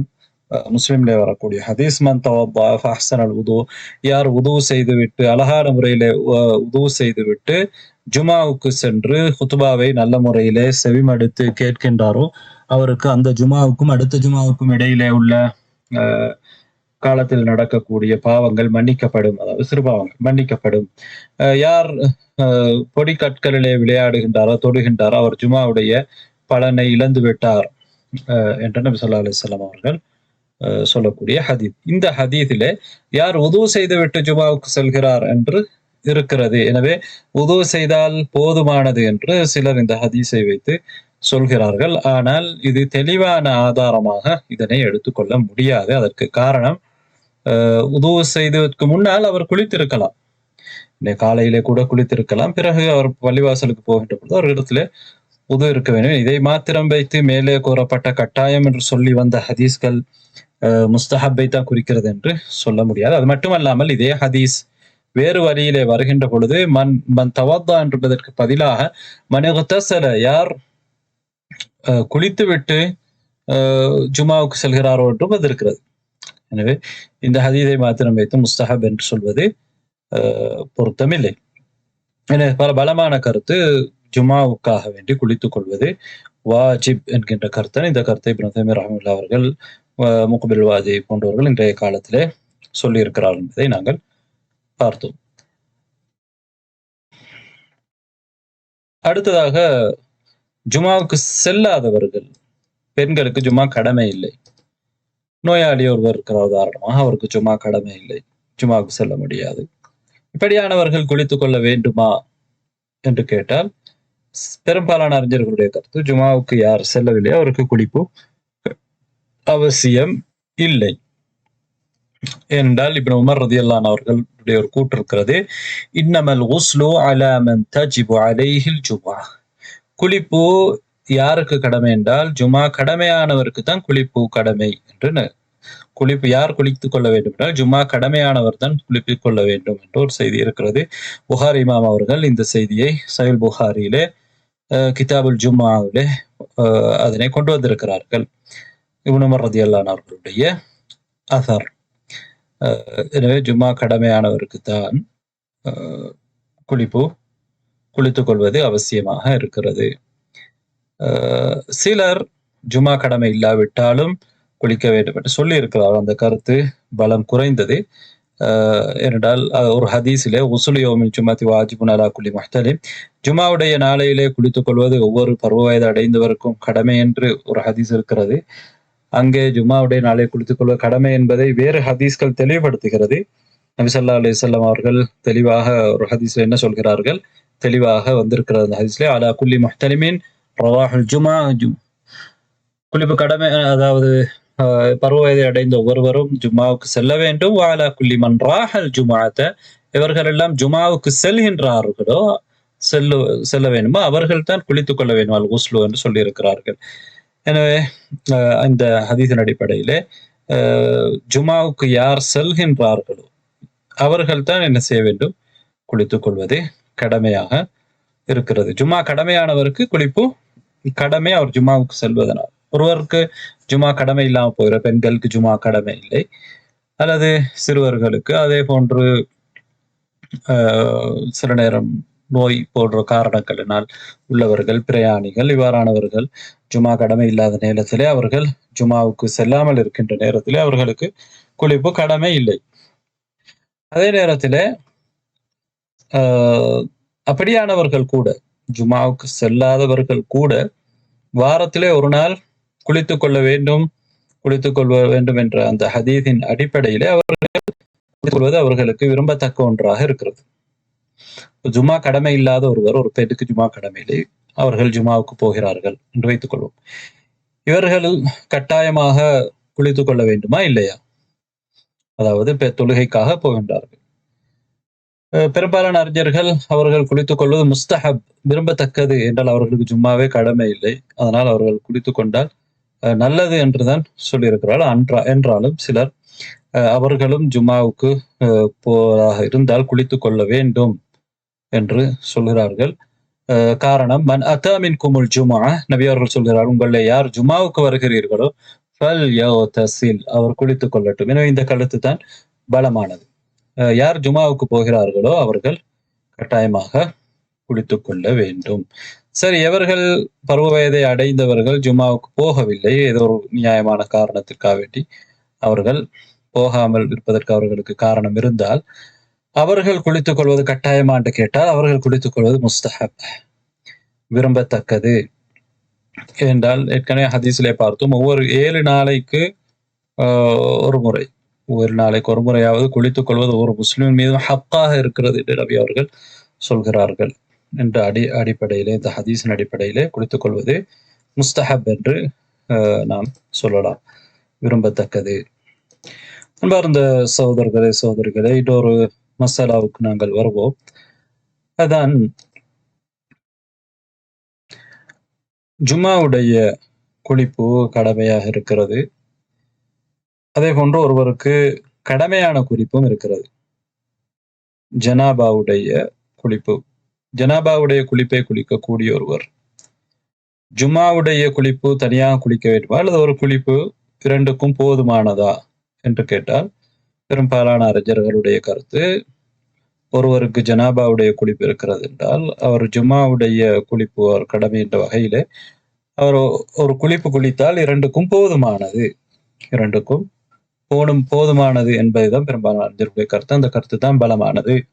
என்றால் இன்னமல்லாமல் நியாக்களை கொண்டுதான் அமல்கள் அமைந்திருக்கும் என்ற அடிப்படையில் அவர் இரண்டையும் அதிலே நினைக்கிறார். எனவே தனியாக ஜும்மாவுக்கு குளித்துவிட்டு அல்லது தனியாக கடமையான குளிப்பை குளித்துவிட்டு ஜும்மாவுக்கு தனியாக குளிக்க வேண்டும் என்பது இல்லை. ஜும்மா குளிப்பு கடமையான ஒருவர் அவர் குளித்து கொண்டால் ஜும்மாவுடைய குளிப்பையும் அவர் அதிலே நாடினால் அவருக்கு அந்த குளிப்பும் அதிலே உள்ளடங்கிவிடும். எனவே ஜும்மாவுடைய குளிப்புடைய முக்கியமான நோக்கம் அன்றைய நாளிலே குளிக்க வேண்டும் என்பதுதான். அன்றைய நாளிலே குளிக்க வேண்டும், அந்த நியாவும் அவரிடத்தில் இருக்க வேண்டும், குளிக்க வேண்டும் என்பதுதான். இதை 2 குளிப்பு குளிக்க வேண்டும் என்று தாஹிரியா மதுஹபை சேர்ந்தவர்கள் சொல்வார்கள். அது பிழையானது. என்றால் அவர்கள் என்ன சொல்கிறார்கள், தொழுகையிலே 2 ஃபரல்களை நாங்கள் ஒன்றாக தொழ முடியாது. நோன்பிலே 2 நோன்புகளை பரலான 2 நோன்புகளை ஒன்றாக நோக்க முடியாது, ஒன்றை தனித்தனியாக நோக்க வேண்டும். அதே போன்றுதான் ஜும்மாவுடைய குளிப்பு கடமையான குளிப்பு, ஜனாபாவுடைய குளிப்பு கடமை. இந்த இரண்டையும் ஒன்றாக செய்ய முடியாது. எனவே நோன்புக்கும் தொழுகைக்கும் இருப்பதை போன்று அல்ல குளிப்பு என்பது. இங்கே அதற்கும் இதற்கும் வித்தியாசம் இருக்கிறது. அன்றைய நாளையிலே சுத்தமாக இருக்க வேண்டும், அன்றைய நாளையிலே குளிப்பு நடக்க வேண்டும் என்பதுதான் ஜும்மாவுடைய குளிப்புடைய நோக்கம். எனவே ஒரு குளிப்பு குளித்தால் இரண்டுக்கும் போதுமானது. இப்போது நாம் இன்னொரு மசாலாவுக்கு வருவோம். அதுதான் ஜுனுபாலியாக இருக்கக்கூடிய ஒருவர் அவர் குர்ஆனை ஓதலாமா என்கின்ற மசாலா. அதே போன்று மாதவிடாய் பெண்கள் குர்ஆனை ஓதலாமா என்கின்ற மசாலா. பெரும்பாலான அறிஞர்கள் குர்ஆனை மாதவிடாய் பெண்கள், நிஃபாசுள்ள பெண்கள், ஜுனுபாக இருக்கக்கூடியவர்கள் ஓதுவது கூடாது என்று சொல்லி இருக்கிறார்கள். அவர்கள் ஆதாரமாக முன்வைக்கக்கூடிய செய்திகளை பொறுத்தவரையிலே அவை பலவீனமான செய்திகளாக இல்லை, பலமான செய்திகளாக இல்லை. லா தக்ரவுல் ஹாயித் வல் ஜுனுப் ஷைஅன் மினல் குர்ஆன், மாதவிடாய் பெண்ணோ ஜுனுபானவர்களோ குர்ஆனில் எதையும் ஓதக்கூடாது என்று நபி அவர்கள் சொன்னதாக ஒரு செய்தி இருக்கிறது. அது பலவீனமானது. இஸ்மாயில் இப்னு ஐயாஷ் என்கின்ற ஒரு அறிவிப்பாளர் சாம்பாசியர் அல்லாதவர்களிடமிருந்து அவர் அறிவிக்கக்கூடிய செய்தி பலவீனமானது. அதுவும் அந்த மாதிரியான ஒரு செய்திதான் இது.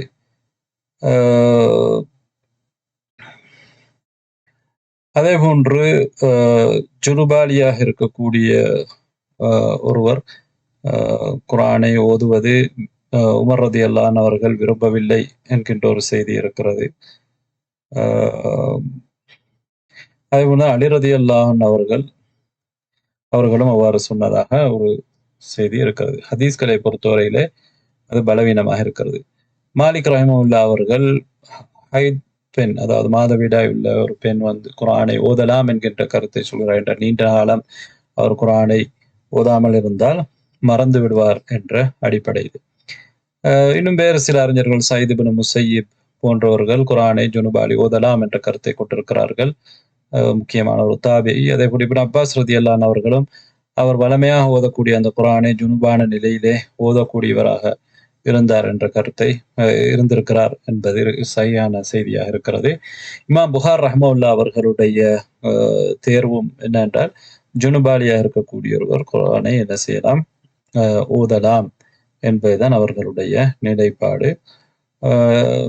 நபி ஸல்லல்லாஹு அலைஹி வஸல்லம் அவர்கள் எல்லா நிலையிலும் அல்லாஹ்வை ஞாபகப்படுத்தக்கூடியவர்களாக இருப்பார்கள் என்கின்ற ஹதீஸை அதற்கு அவர்கள் ஆதாரமாக காட்டுகிறார்கள். இந்த கருத்து சரியானது. ஜுனுபாலியாக இருக்கக்கூடிய ஒருவரோ அல்லது மாதவிடாயில் இருக்கக்கூடிய ஒரு பெண்ணோ குர்ஆனை ஓதக்கூடாது, தொடலாமா இல்லையா என்பது இன்னொரு மசாலா. ஓதக்கூடாது என்பதற்கான எந்த ஒரு பலமான செய்தியும் இல்லை. அடுத்ததாக நாம் இன்னொரு மசாலாவுக்கு வருவோம். அதான் பலரும் கேட்டிருந்தார்கள், பள்ளிவாசலிலே ஜுனுபாலி அல்லது மாதவிடாய் பெண் தங்கலாமா, பள்ளிவாசலுக்கு செல்லலாமா என்று கேட்டிருந்தார்கள்.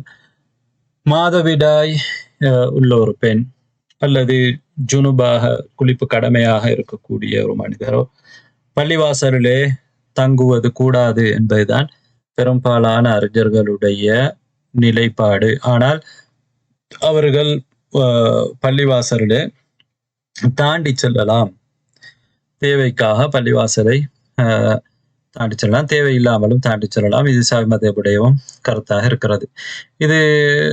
இந்த கருத்தை பலரும் சொல்லி இருக்கிறார்கள். அவர்கள் ஆதாரம் காட்டக்கூடிய செய்தி என்னவென்றால், லா தக்ரபுஸ் ஸலாத வ அன்தும் சுகாரா, நீங்கள் போதையிலே இருக்கின்ற நிலையிலே தொழுகையை நீங்கள் நெருங்காதீர்கள். ஹத்தா தஅலமு மா தகூலூன், நீங்கள் சொல்வதை நீங்கள் புரிகின்ற வரையிலே, அறிகின்ற வரையிலே. அதாவது போதை நிலையில இருந்தால் நீங்கள் தொழுகையை நெருங்காதீர்கள், தொழாதீர்கள். வலா ஜுனுபன், அதே போன்று ஜுனுபாலியாக இருந்தாலும் நீங்கள் தொழுகையை நெருங்காதீர்கள். இல்ல ஆபிரி சபீல், ஆபிரி சபீலாக நீங்கள் இருந்தால் தவிர. ஆபிர சபீல் என்பதற்கு இவர்கள் கொடுக்கக்கூடிய விளக்கம் என்னவென்றால், நீங்கள் தாண்டி செல்லக்கூடியவர்களாக இருந்தாலே தவிர. எனவே இங்கே தொழுகை என்று சொல்லப்படுவது தாண்டி செல்லக்கூடியவர்கள், தாண்டி செல்லுதல் என்பது தொழுகையிலே நடக்காது. எனவே இங்கே நாடப்படுவது தொழுகை நெருங்காதீர்கள் என்பது தொழக்கூடிய இடங்களை நெருங்காதீர்கள் என்பதுதான். எனவே தொழக்கூடிய இடங்களுக்கு நீங்கள் ஜுனுபாலிகள் போகாதீர்கள், அதாவது பள்ளிவாசலுக்கு நீங்கள் போகாதீர்கள், நீங்கள் அதை தாண்டி சென்றாலே தவிர என்றுதான் இந்த ஆயாவுக்கு அதிகமானவர்கள் விளக்கம் கொடுத்திருக்கின்றார்கள். எனவே தாண்டி செல்லலாம் என்று அவர்கள் கருதுகிறார்கள். மாதவிடாய் உள்ள பெண்ணாக இருந்தாலும் ஜுனுபாலியாக இருந்தாலும் பள்ளிவாசலில் தங்க முடியாது, தாண்டி செல்லலாம் என்கின்ற ஒரு கருத்தை சொல்லி இருக்கிறார்கள்.